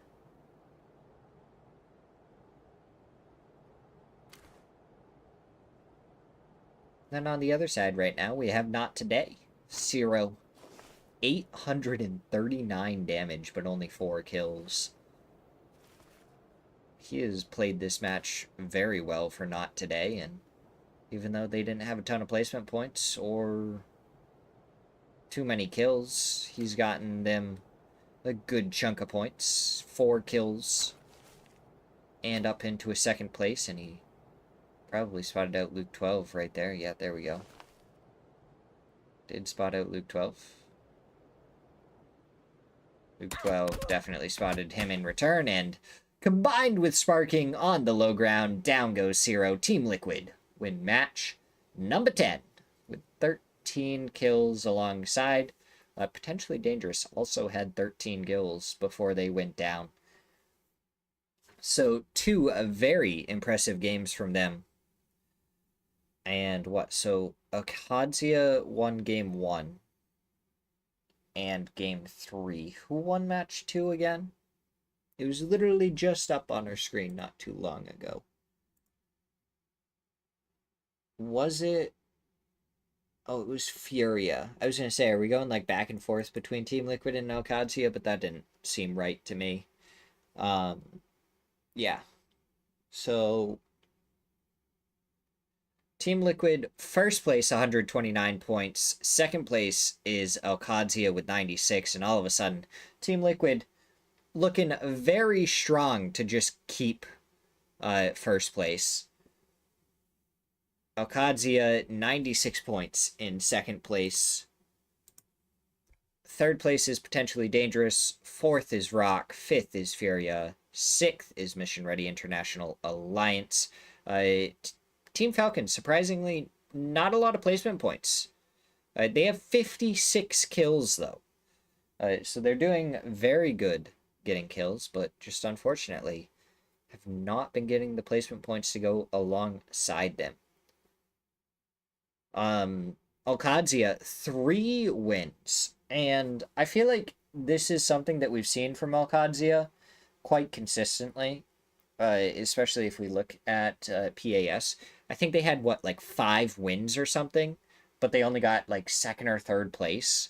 And in this, they've definitely gotten more kills, but I feel like we've seen them get a crap ton of wins and placement points, and then a good chunk of kills, but not enough to really keep up with the first or second place teams. So now we just need to see them turn their chicken dinners, besides that 30-point one that they got. They need to keep on doing that, getting those 20 kill chicken dinners, 15 kill chicken dinner. And I think we'll see Alcadia just start to dominate even more. But we're going to go to a quick break as we get ready for the second to last game, our first Erangel of the day.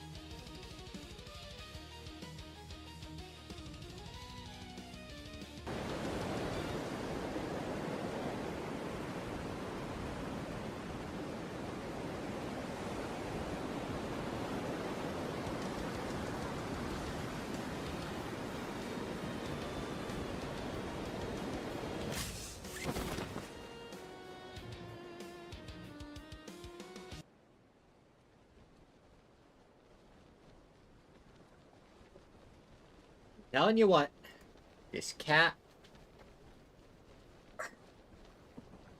What? I also have pumpkin chocolate chip cookies now, too.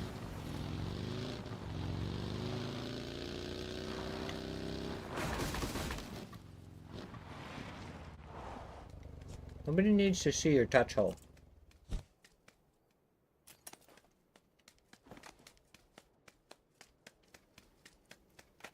Yeah, that's a good spot for you.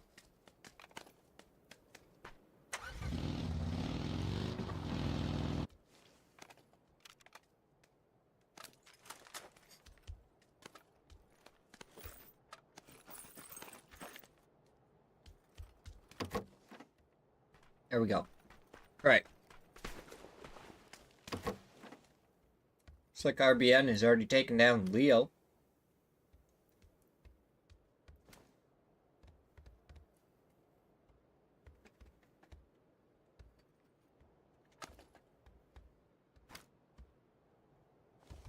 I love cookies. See, this right here is the exact reason why Cammy hates ending on Arago. And I think it's great. Bring us the chaos.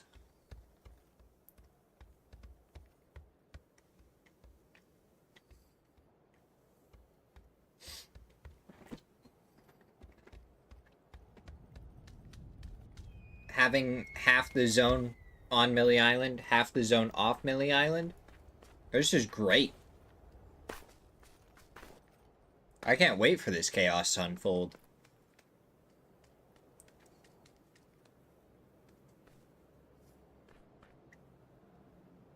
Right now we have No Limit Gaming and Bandits trying to create a slow drop right off a hut drop.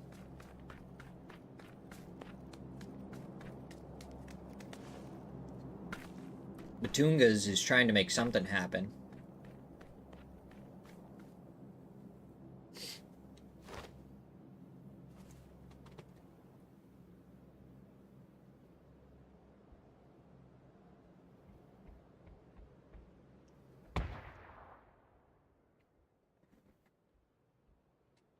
.55 did call this as an alternate drop. So the fact that they ended up with West Millie as an alternate drop, and we got this circle, ended up very, very, very good for them.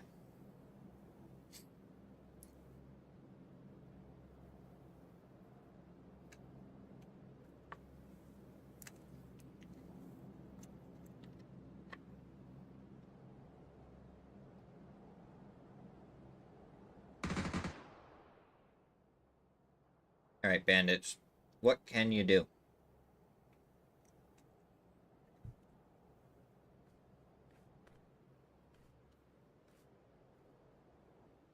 I feel like bandits and No Limit Gaming have been, like, the source of so many of our hut drops. And now they've hut dropped each other, and they're just not fighting.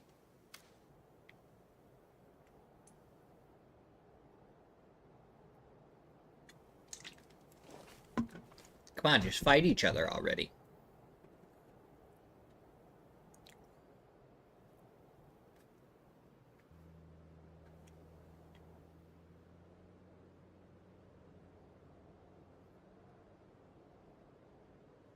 This is a really quiet start to this game.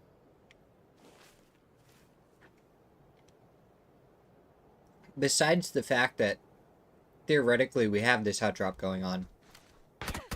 And we have a crazy zone. As HVIT finally takes a couple of headshots, Fachita there to trade spots with him immediately.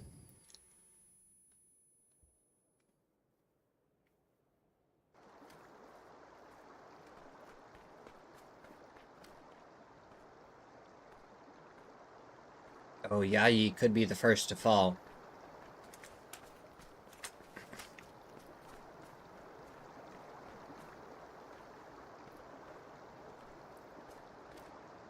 Oh, Benya. Benya does get spotted by Yayi.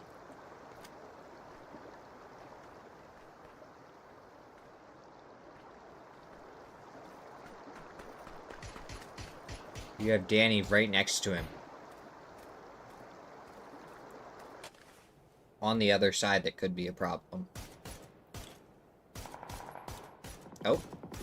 Looks like Bestia and Falcon's running into each other. A knock on each side to start this one off. As Kickstart then punches Flood out.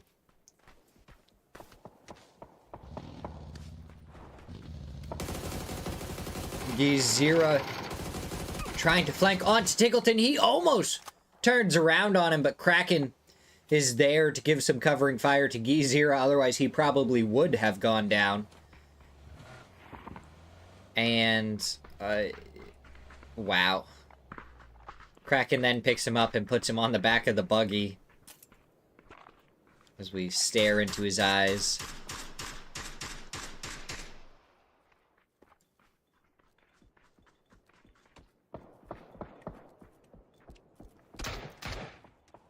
Oh, and now Kraken is even emoting at him.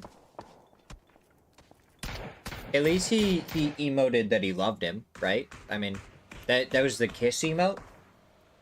Which means he clearly loves and respects Tiggleton, right? That's what that emote means. Maybe.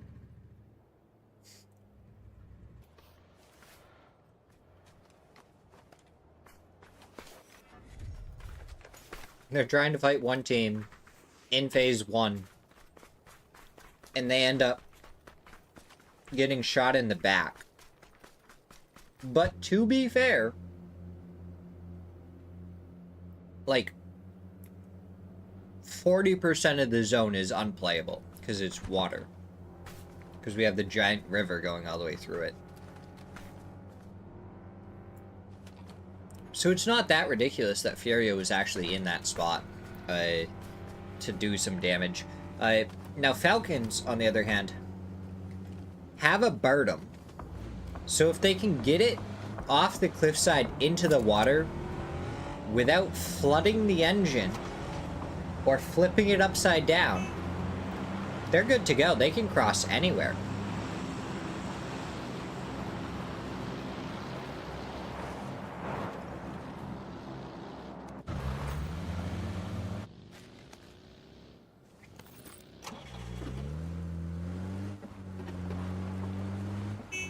And it looks like for right now they're going to go to the 12-pack. I'm assuming that Furia has Tig's chip.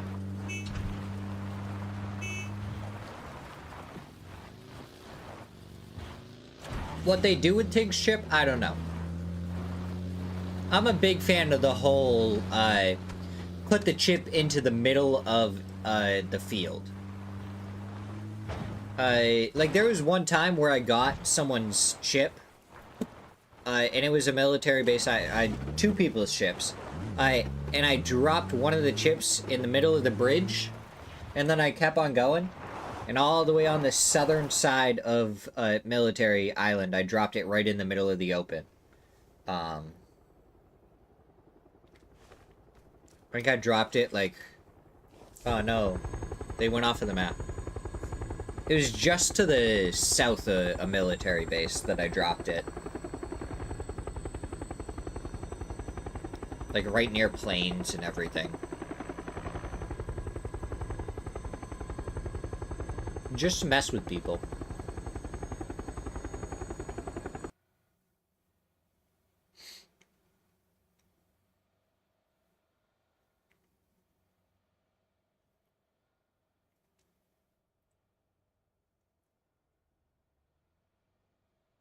Alright. Phase 2 did pop. And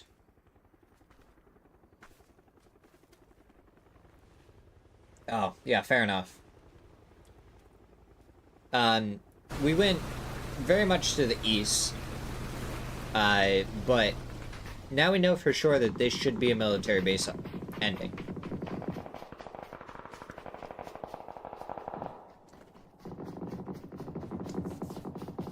Let me finish off my cookie there real quick. There we go. Cookie all done.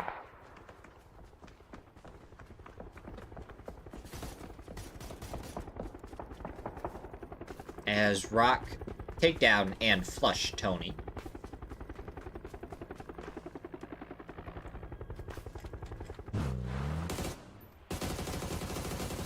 And I was just about to say, Mime is going to have an opening onto Tavon. Guess what? Tavon, on a hill, in the middle of nowhere.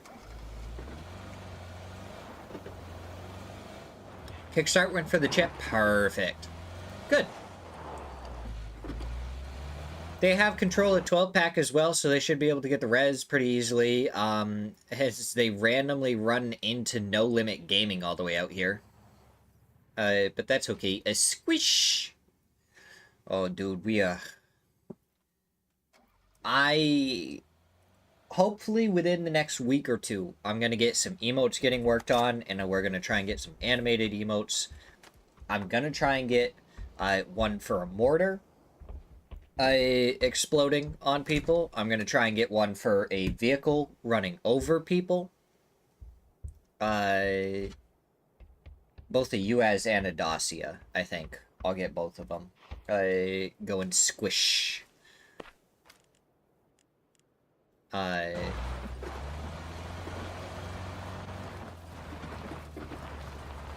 yeah, Kickstart definitely has acquired chip. Now, Nanu coming over here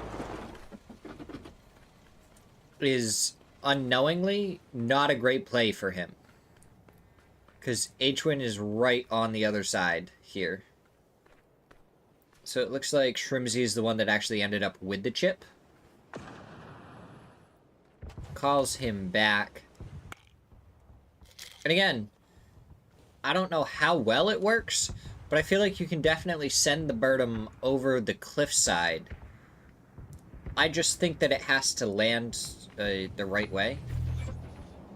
Oh, H-Win, there's a vehicle right here. Oh, he's prepping a stun already. The Birdum, rolling up behind Nanu. He was done for, guaranteed that whole time. Shrimzy pops out with a P90 out of an armored vehicle.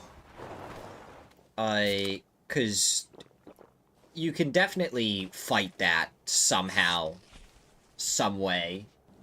Someone just pops out of a vehicle with a P... What is that zone? Oh, you know that everyone is absolutely disgusted by that zone. But it does give Falcons the free opportunity to go back up to the north if they want it. And then come across later on the Birdum. Night-night. Have a good night, DJ. I will see you either later this week, or I'll see you next week for more Smirzera. Solds finds a knock onto one player. Santastico getting some shots onto Infinite. Solds might be able to come up and over the top. Oh, you were talking about the AKA guy? Oh.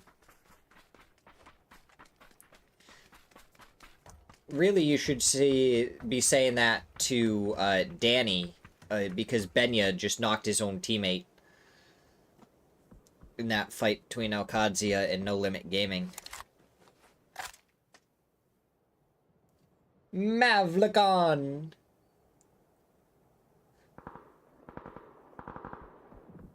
How are you doing? There is fights happening, like active fights, and okay, here we go.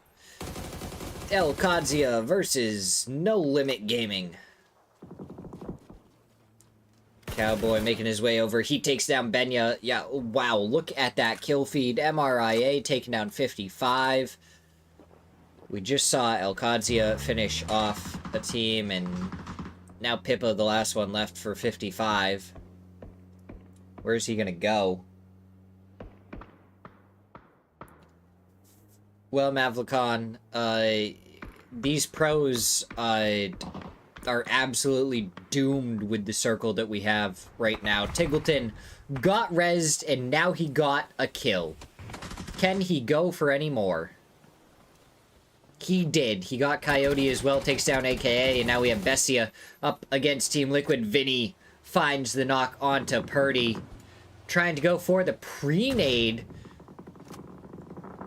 Actually, would have been pretty nice if they landed right on that doorway. Oh, Molotov and the blue zone. Vinny goes down here. Yes, sirree. DraftKing from behind, though. Able to get a knock onto Purdy or Alo. It's one of the two. Nade flushes the other one out. And now it's Sparking and Luke 12 still up for Team Liquid.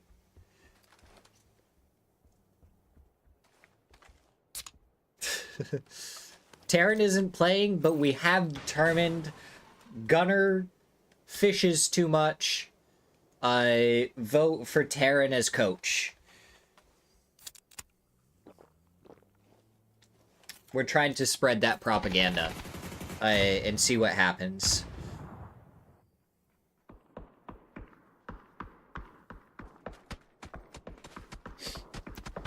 Ooh, 1-0. Nadamal. I don't know what you're gonna do. You have Rello on one side of you. As you go forward, Berserk is gonna shoot you from the other side. He hopped into the vehicle. Where does he go? He takes one bullet. That's all for right now, so he's driving right towards Furia. See how that ends for him.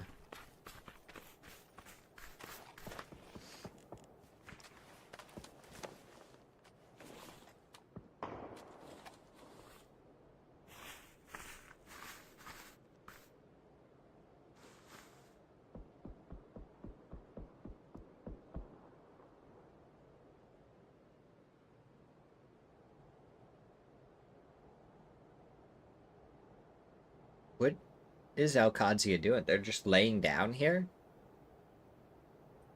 This is like the most serene PUBG. Just sitting by the beach, listening to the wind, ready to take a nap. Next thing you know, they're gonna like set up a couple of hammocks right along the beach side. Ooh. Mission ready is now between Alcadzia, DraftKing, and Team Liquid.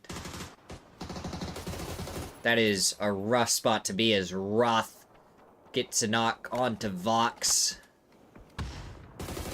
The nade's starting to rain down. More damage found onto Michael. A little bit more, and he'll go down. There we go. Luke 12 from the other side ends up getting the knock. They seal away the kill onto Vox. So now it's all onto Gats. He goes down to Sparking. H-Win ends up going down to the blue zone. I don't know what's going on with Falcons. Just out in the water. D pops his head up and over the side of the hill. He finds one, finds the second, as Roth finds DraftKing. So in a matter of a few seconds, it's Alcadzia to take down Team Liquid and Bestia. Tiggleton is knocked over there. H-Win drowned. And I don't know where the rest of the Falcons are. There we go. Cowboy steals the kill away onto Tiggleton. Kickstart and Shrimsy appear to have taken an E-pickup. Or no. It looks like Shrimsy died and got res, so I imagine Kickstart is the same. Shrimsy does make it inside a shack. And he has a Tommy gun for if anyone pushes him. It's the Shrimsy shack now. I don't know where Kickstart ended up. He was alive. I saw him. I don't think he got taken. Oh, RBN found him. I don't know. They res Tiggleton, and that's the last I knew. But apparently Shrimsy and Kickstart also died, and H-Win res them and then tried to swim across the water and drowned. And now Shrimsy is in a shack with a Tommy gun.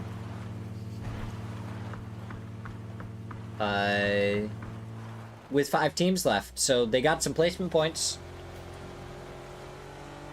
That's the best I got.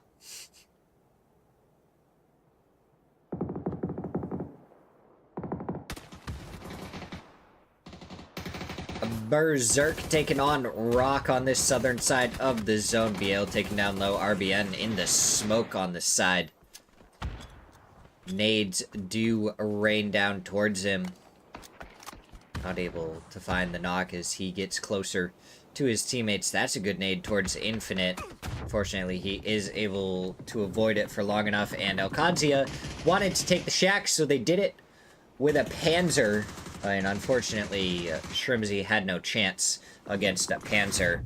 So now we're down to 4 teams. Rock, Alcadzia, Berserk, and Furia. All of them had 3 up until Berserk took another knock. Now Rock takes a second knock. Santasco gets the trade. It's all on to 9. Rock, 8 kills. 9 kills so far in this match. Let's see if they can sweep up the rest of their kills. Maybe get the reses onto their teammates. 9 doesn't have any offensive util to work with. Does spot out Santasco. Goes for the repeat. Gets the knock. 1v1 Solds versus 9.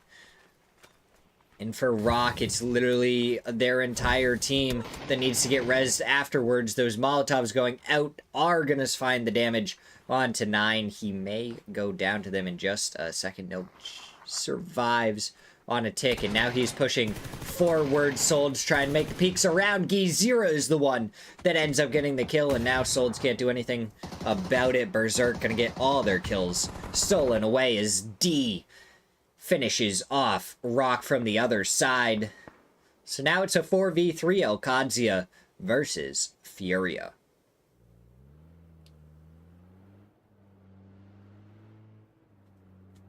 Yeah, DJ, there was a chance because he has a submachine gun that he was going to be able to maybe take a couple with him. And then just immediately afterwards, he ran into a Panzer, and it's like, well, the SMG was okay, but unfortunately the Panzer is going to take it. Alcadzia going for their fourth win of the week. It's pretty simple so far. Alcadzia have gotten 32 placement points, like DJ pointed out earlier, as Gizira takes down Roth. The flush comes out immediately. And it's been pretty simple. They either win or they don't. They've gotten 2 placement points in all the matches outside of that. Yeah, exactly, DJ. Firth. We're going for the Firth. Oh, does Cowboy find the angle onto Posa? If he does, and he's able to take down Posa, that would be huge for Alcadzia. D and Rello trying to deal with him. They do. Kraken now going for the drive-by, but he's going to get shot by D as well. Rello going to try and line him up afterwards. He's just going to back down towards Gizira. Cowboy going to be the one with the off angle, so Furia is just kind of squished between the members of Alcadzia, and I don't think they have a single clue as to where Cowboy is. He does see Kraken. As soon as Kraken stands still, that is when Cowboy is gonna shoot him. But I think Gizira might have spotted out Cowboy. He definitely did. That's a good first shot. Neck shot, not a headshot. As that nade finds a little bit of damage. Kraken was spotted out by D. 3x spray from the AUG. Doesn't connect. But he had a Panzer earlier, and he did not end up with any DMRs, so he's just kind of in a spot where he has to use that AUG. He's definitely good enough where he can hit those sprays, but it's still very difficult from that distance. How risky does D want to be? Rello takes a couple of shots from Gizira. He's got to stop down, hit that first aid kit. 2 first aid kits left for him. He does have 3 nades that he can use. Okadzi have 9 kills so far. So this match should put Alcadzia back into contention to fight for first place against Team Liquid.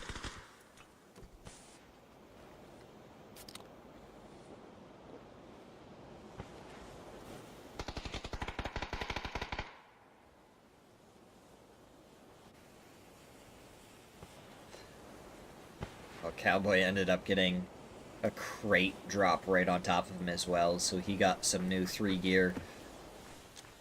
The 3 crate weapon. Oh, Furia, they're pushing for the Wizzy Tower. Rello just trying to time his nade. He throws the first one forward. Gizira incredibly low. That nade from Rello was perfect. And now it's all on to Kraken. 3v1. Who does he fight first? He's trying to find an angle where he can avoid Cowboy. That smoke, maybe just barely giving enough cover. Kraken tries to throw that nade over towards Cowboy. Lands a little bit beyond him. He hears the footsteps as that nade lands right in the window. Oh, he is so stunned. Tries to pre-fire the shots, not able to do anything. Rello finishes him off. Alcadzia, 11 kills, 4th chicken dinner for Alcadzia. 1 more match to go. How's it going, Joe? How you been? I feel like it's been a little while.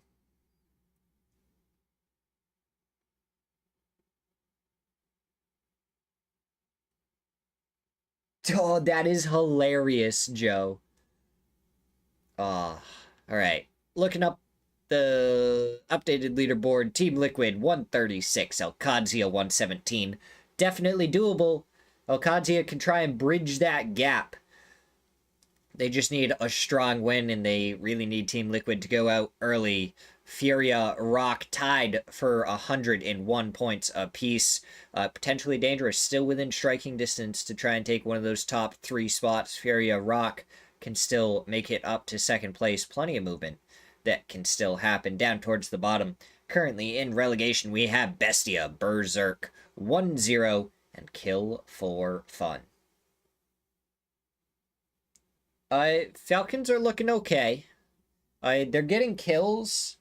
Their last match, we don't really know what happened. Tiggleton died early. They rezzed him. He got a couple of kills, but he wasn't with the rest of the team, so then he died. Somehow the other 2 Falcons died. So then H-Wing got the res on them and somehow died while trying to swim across to Military Island. And then Shrimsy landed, found a Tommy gun in a shack, and died to a Panzer. Yeah, that about sums it up for their last game. Alcadzia and Team Liquid are looking very, very good. Alcadzia just needs to work on placement points outside of wins. It is pretty crazy seeing it in comp.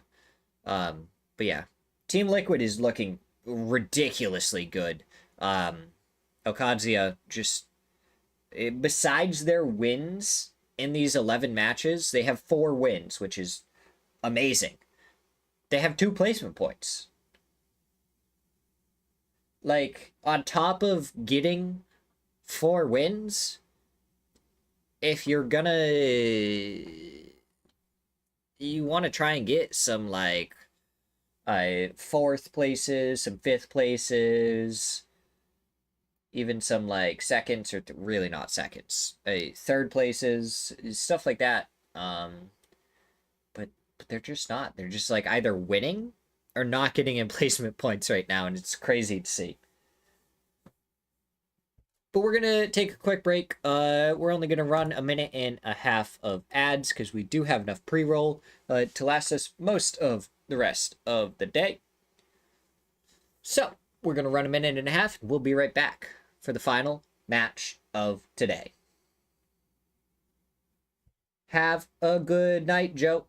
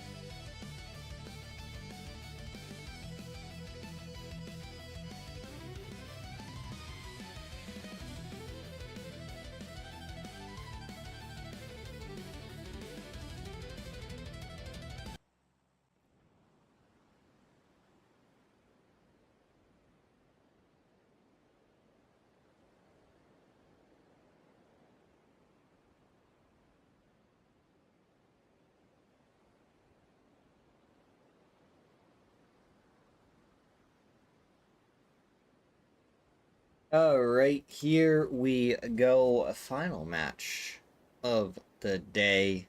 What are we gonna see? Are we gonna see Falcons top the leaderboard? Not top the leaderboard. Are we gonna see them get first place in this match? Because they won't be able to top the leaderboard unless they killed like every single person in the lobby. Then they'd be able to. Are we gonna be able to see Team Liquid hold on for the win, or is Elkadzia gonna turn it up and take first place away from them?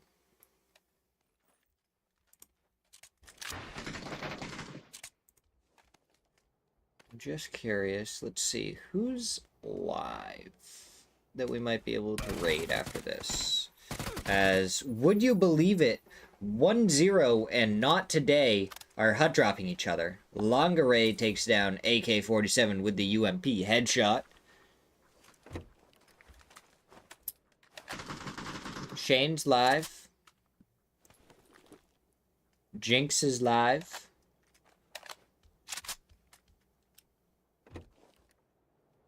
Eagle Screech is live. Jagrid.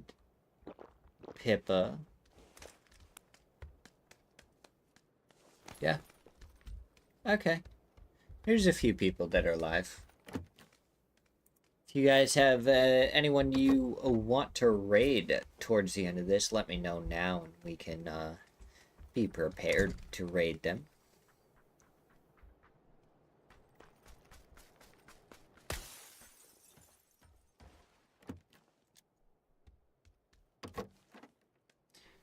M45 Assassin. Let's see.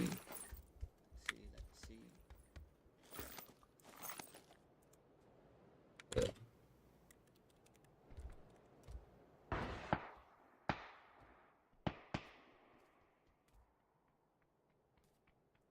All right.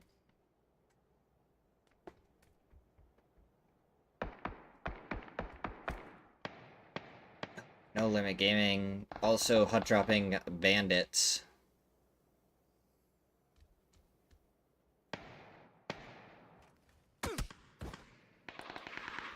Somehow does survive the shots there. Benya does get the knock on to Yayi, gets the flush as well, so they are trading both ways. Batunga's tried to do. HVIC gets the knock, gets the flush. Batunga's tried to just run forward and find whatever they could. So it's Benya and Danny still up for No Limit Gaming. Oh, Danny just chilling on the side of the hill. H-Fit.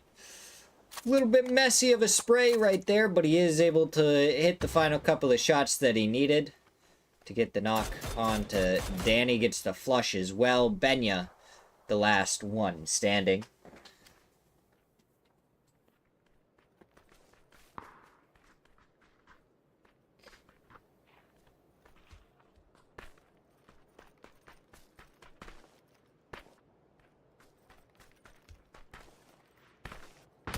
Ooh, Benya is going to be spotted there, HVIT.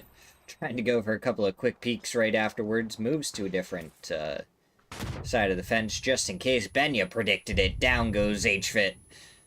Now it's into a 1v2. What can Benya do? 1v1 against Batungas. Gets the knock. Gets the flush there. And it's Benya versus Fachita going for the res immediately onto HVIT. Benya could possibly be aware of this. Does he want to go for the push immediately to try and prevent it? I believe he was thinking about it. Definitely hears the footsteps now. Finds a barrel. Swaps over to that real quick. He has the VSS in his pocket if he wants it. Fachita gets a neck shot right there onto Benya. Doesn't do any damage. The helmet. Stun goes through. Followed by the nade. Good thing Benya got out of there just in time. 1v2. Can he do it? Swaps over to the UMP from the VSS. Nope. Back to the VSS. Ooh, stun coming through. Pops down the gas can.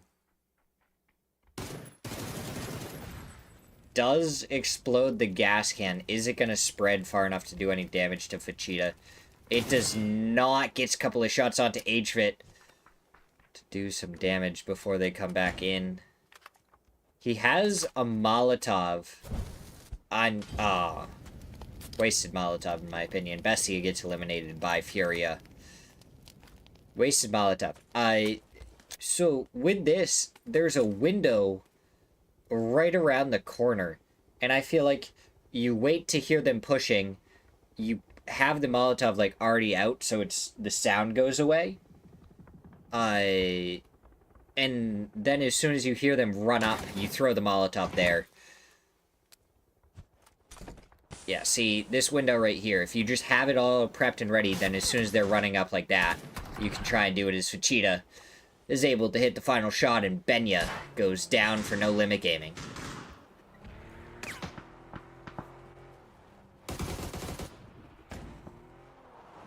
And that's why I think he wasted the Molotov. Because if he had waited just a couple of seconds more, I think he could have done better with it. Instead, no limit gaming. Go down. And it's a good push there by Bandits, and they clean up nice and easy.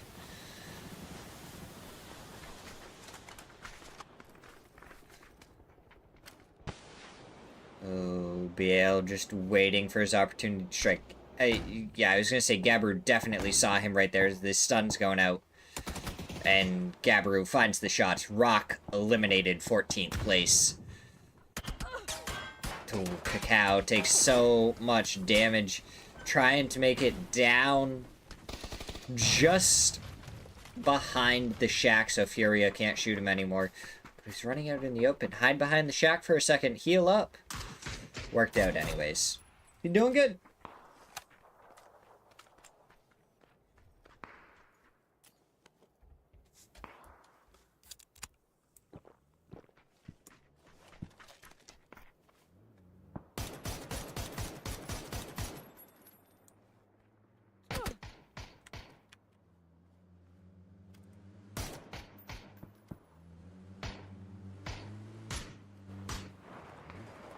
Kawazine popping up over here. The pre-nade by Champion is perfection.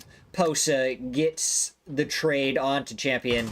Now the nade being prepped by Gizira takes down Cacao in the shack. One player left. Per goes down. Posa gets the headshot. Furia eliminate kill for fun. Elkadzia taking down Not Today. Inside of Lipovka, this hot drop fight still had not concluded, and it took so long that Elkadzia is coming in and trying to sweep up the points. Nadamal, Leo, and Soitera are the three players still alive over here.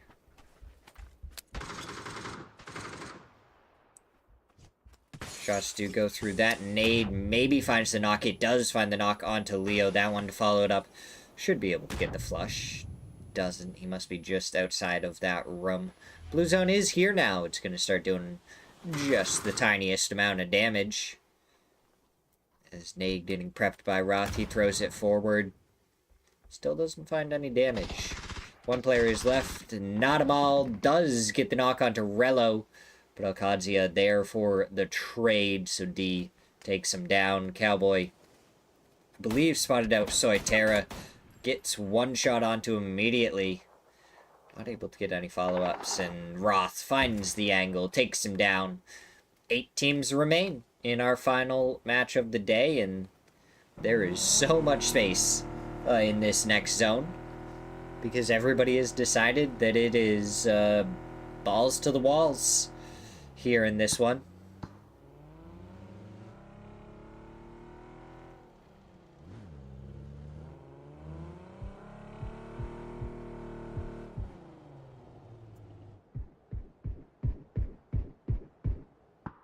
We have 4 teams inside the zone, and the rest are just like all along the outskirts, doing their own thing still.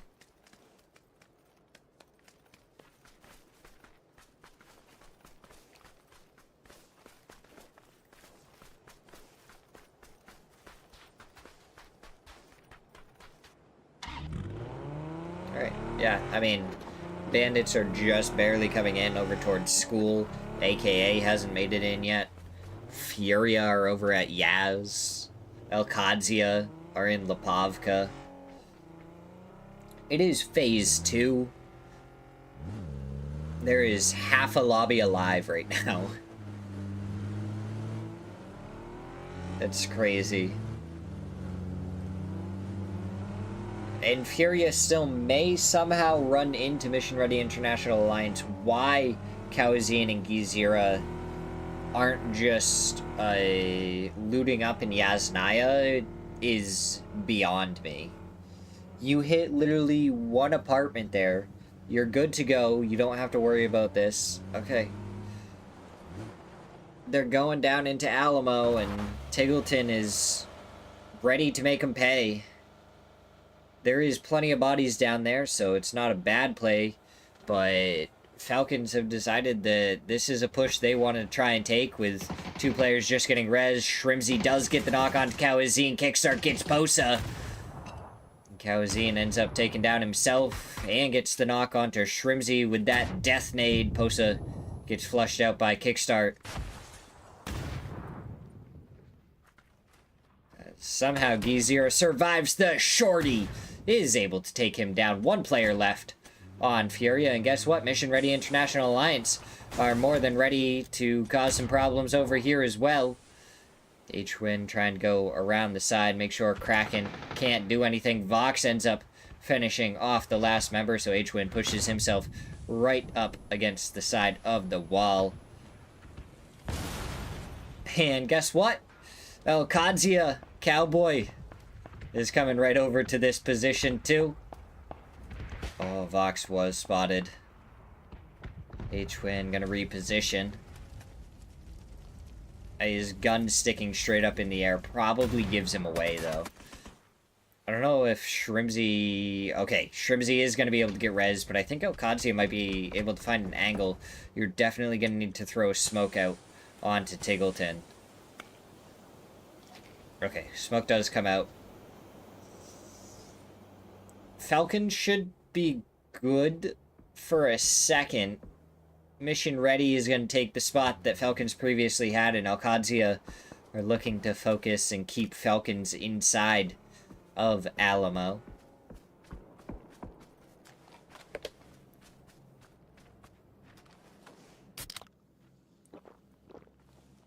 There we go, Falcons. There's no one alive, so they were like, yeah, we'll just go push this team, and it worked out great for them, but now they have to deal with Alcadzia kind of surrounding them. And there's no other teams that are going to put any pressure on them because there's barely anyone else alive for this. D does get the knock onto Tiggleton, tries to go for the flush. H-Win gets the knock. As smokes try and come out onto that, Rello does get the flush. And Falcons are just kind of going for it.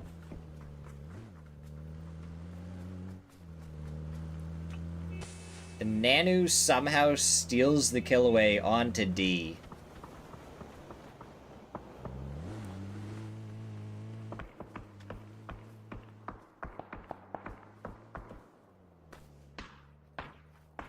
Bandits still have a player in school.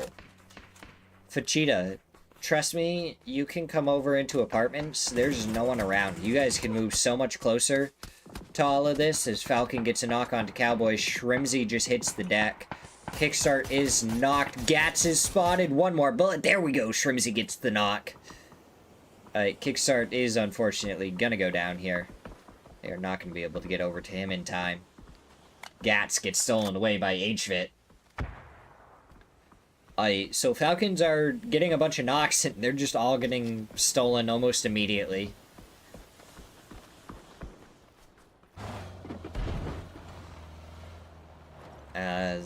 Cowboy got grabbed for Alcadzia. He jumps out of the vehicle. Gonna get rezzed here in just a second. Potentially dangerous. Trying to grab a bunch of space on the eastern side of the zone.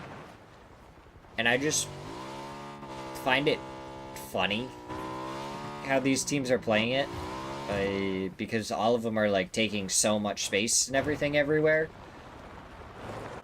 And then there's just, like, Falcons, and there was Alcadzia just kind of pushing and fighting each other in the middle of everything. And no one else was really getting close enough until a little bit later on. Roth goes down to Danshin. Alcadzia, 6 kills. And unfortunately, they'll need a few more than 6 to be able to catch up to Team Liquid. Falcons get eliminated, driving pretty much right towards Elkadzia as Nanu and Tony find the final kills onto Elkadzia.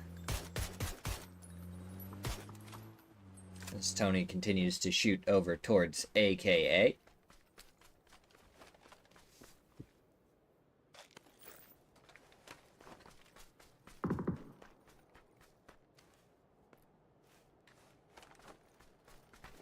Six kills for Potentially Dangerous so far, and I feel like they're in a pretty good spot in this next zone. Definitely putting themselves in a spot to possibly get third place here in a second. Fachita driving straight into a rock. Maybe some driving lessons are in order. But Bandits, 24 kills, 39 points so far. They were the leaders of the secondary pack for almost the entirety of today. But they were at 37 points like the entire time, and they just never got any more. So hopefully, with this, they've finally gotten some points. They are pulling right up into the dip. Potentially Dangerous, with as much space as they have, might be able to put some serious hurt onto them. Yayi circling around, and he's going to join his teammates here in just a second.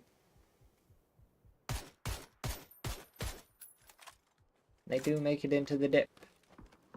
Oh, so happily.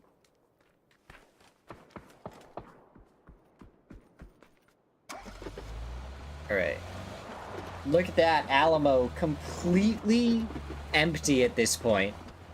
After all those teams fought for it, there's like 17 bodies down there. And just nobody over there now. Absolutely, Mavlicon. I appreciate it. We'll give a raid over to M45 Assassin, because that's who you said, and nobody else said anything, so we'll raid him, why not? And I will see you the next time you stop by, whether it's later this week or next week when we do some more Smirzera League on Monday. I will see you whenever. Have a good night. Mortar. That lands in the middle of nowhere. Was that AKA shooting the mortar again?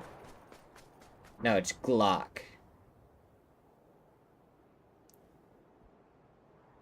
Glock, I don't know if you can shoot that far enough. Do people not know how to use the mortar in this? Or is it because it's like diagonal that he's struggling? Like, these are perfect squares. You measure out from corner to corner 100.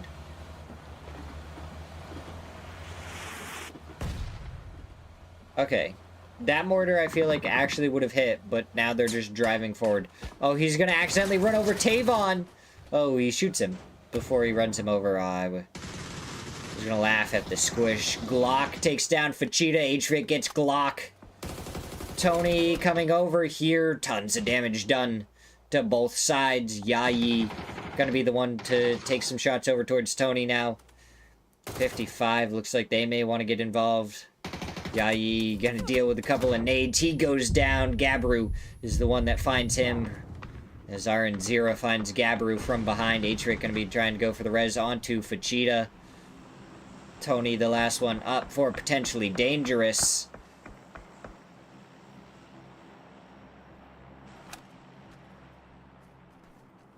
AKA also looking over here. Potentially Dangerous had a decent spot, unfortunately. When a team drives straight at you, it can cause quite a bit of mayhem. And then 55 took the opportunity to get involved. Danshin just on the other side of that tree. Members of 55 not able to find the angle. One more bullet, and he would have gone down. Unfortunately, that is not what happens. Two members of Bandits, both one shot. Tiny not able to get up and over the hill to finish him off.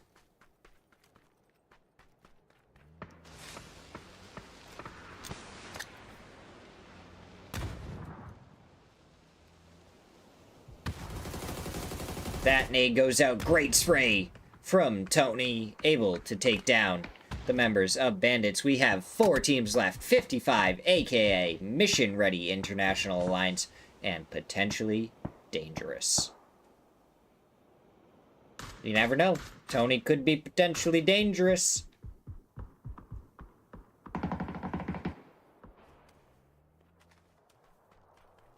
Four v 4 v 2 v 1. He still has a vehicle to work with.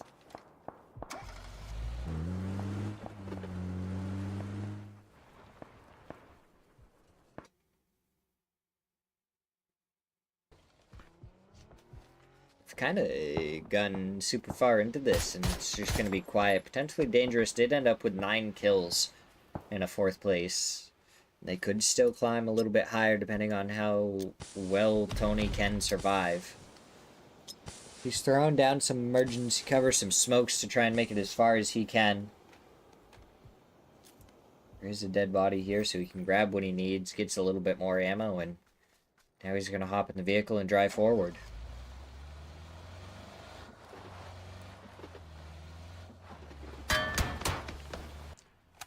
AKA taking shots at him immediately, and 55 do a ton of damage. Falcon just needs to find a single bullet. Where does Tony go? They do spot out 55 up on the high ground. Tony did survive. He made it forward. Mission Ready is inside of Alamo. They spot out Karak. They do a little bit of damage. M16 coming out from Michael. I feel like there's definitely a DMR on one of the bodies around here, so if he wanted to swap away from this M16, it's definitely possible.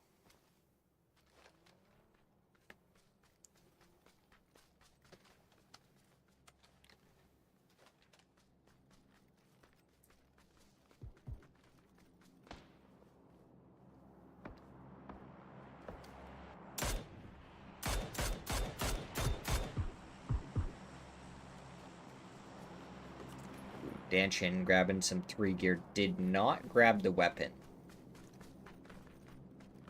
Unless it was a DBS. I don't agree with whatever you did. Even if it was a 7's weapon, there should have been at least some in there for you to play with.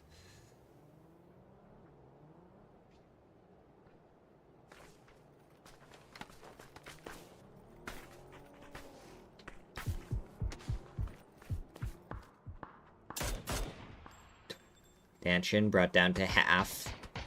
Now the shot's coming out from Michael. He does go down. Pippa goes down to Danchin. Before that is Falcon drives straight at Karak.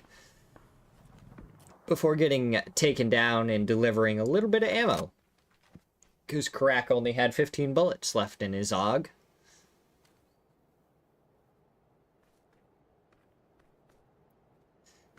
Pippa is going to get rezzed. Now AKA down to a 2-man, so it's a 4v2v2v1. Guess what? Tony is gonna get an and some 3 gear for himself.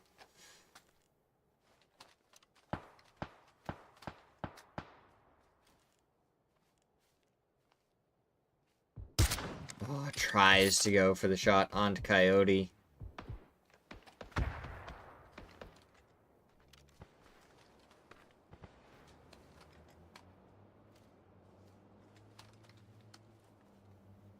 Looks like 55 going to be trying to go for the fight onto AKA. Nanu gets some good shots onto one player. The Panzer, alongside the Vector for Pippa, is able to take down Coyote.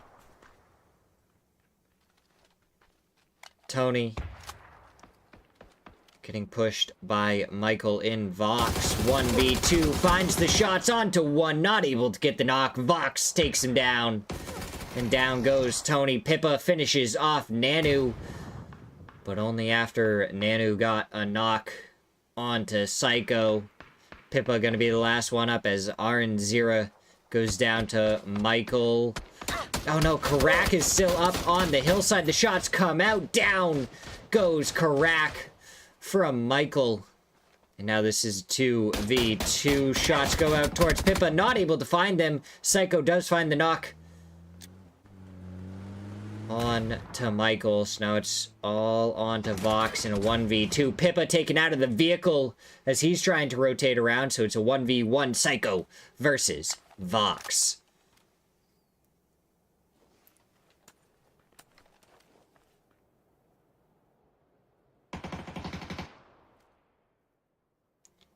Flush does come out onto Pippa, and honestly... Oh, Vox spots him out, gets the headshot, and mission ready. International Alliance. 8 kills in the chicken dinner in our final game to wrap it up. Now we just wait. See the updated leaderboard. See where everyone ended up. Then we're gonna go and raid M45 Assassin. Alright, Team Liquid did stay in first place, 140 points for them to finish off the day. El Kadzia, second place, 126 points. Furia, 110. Potentially Dangerous, 103. Rock, and with 101. Mission Ready International Alliance with 92. Team Falcons in 7th place with 84, aka round out our top 8 with 56 points. Our bottom 4, Berserk, Bestia, 1-0, Kill for Fun. I don't know exactly how the relegation is going to work going into next week as El Kadzia, Team Liquid, Mission Ready International Alliance, and Team Falcons obviously won't be here because they're going to be gone to get ready for PGS, and they'll be traveling next week. That way they can get themselves ready. So, I appreciate everyone that stopped by, watched the stream. You guys are all awesome. Thank you so much for being here. We're going to go raid M45 Assassin that Mavlakan so graciously told us about. Hopefully he has a wonderful rest of his night. I will see you guys next time. Bye-bye.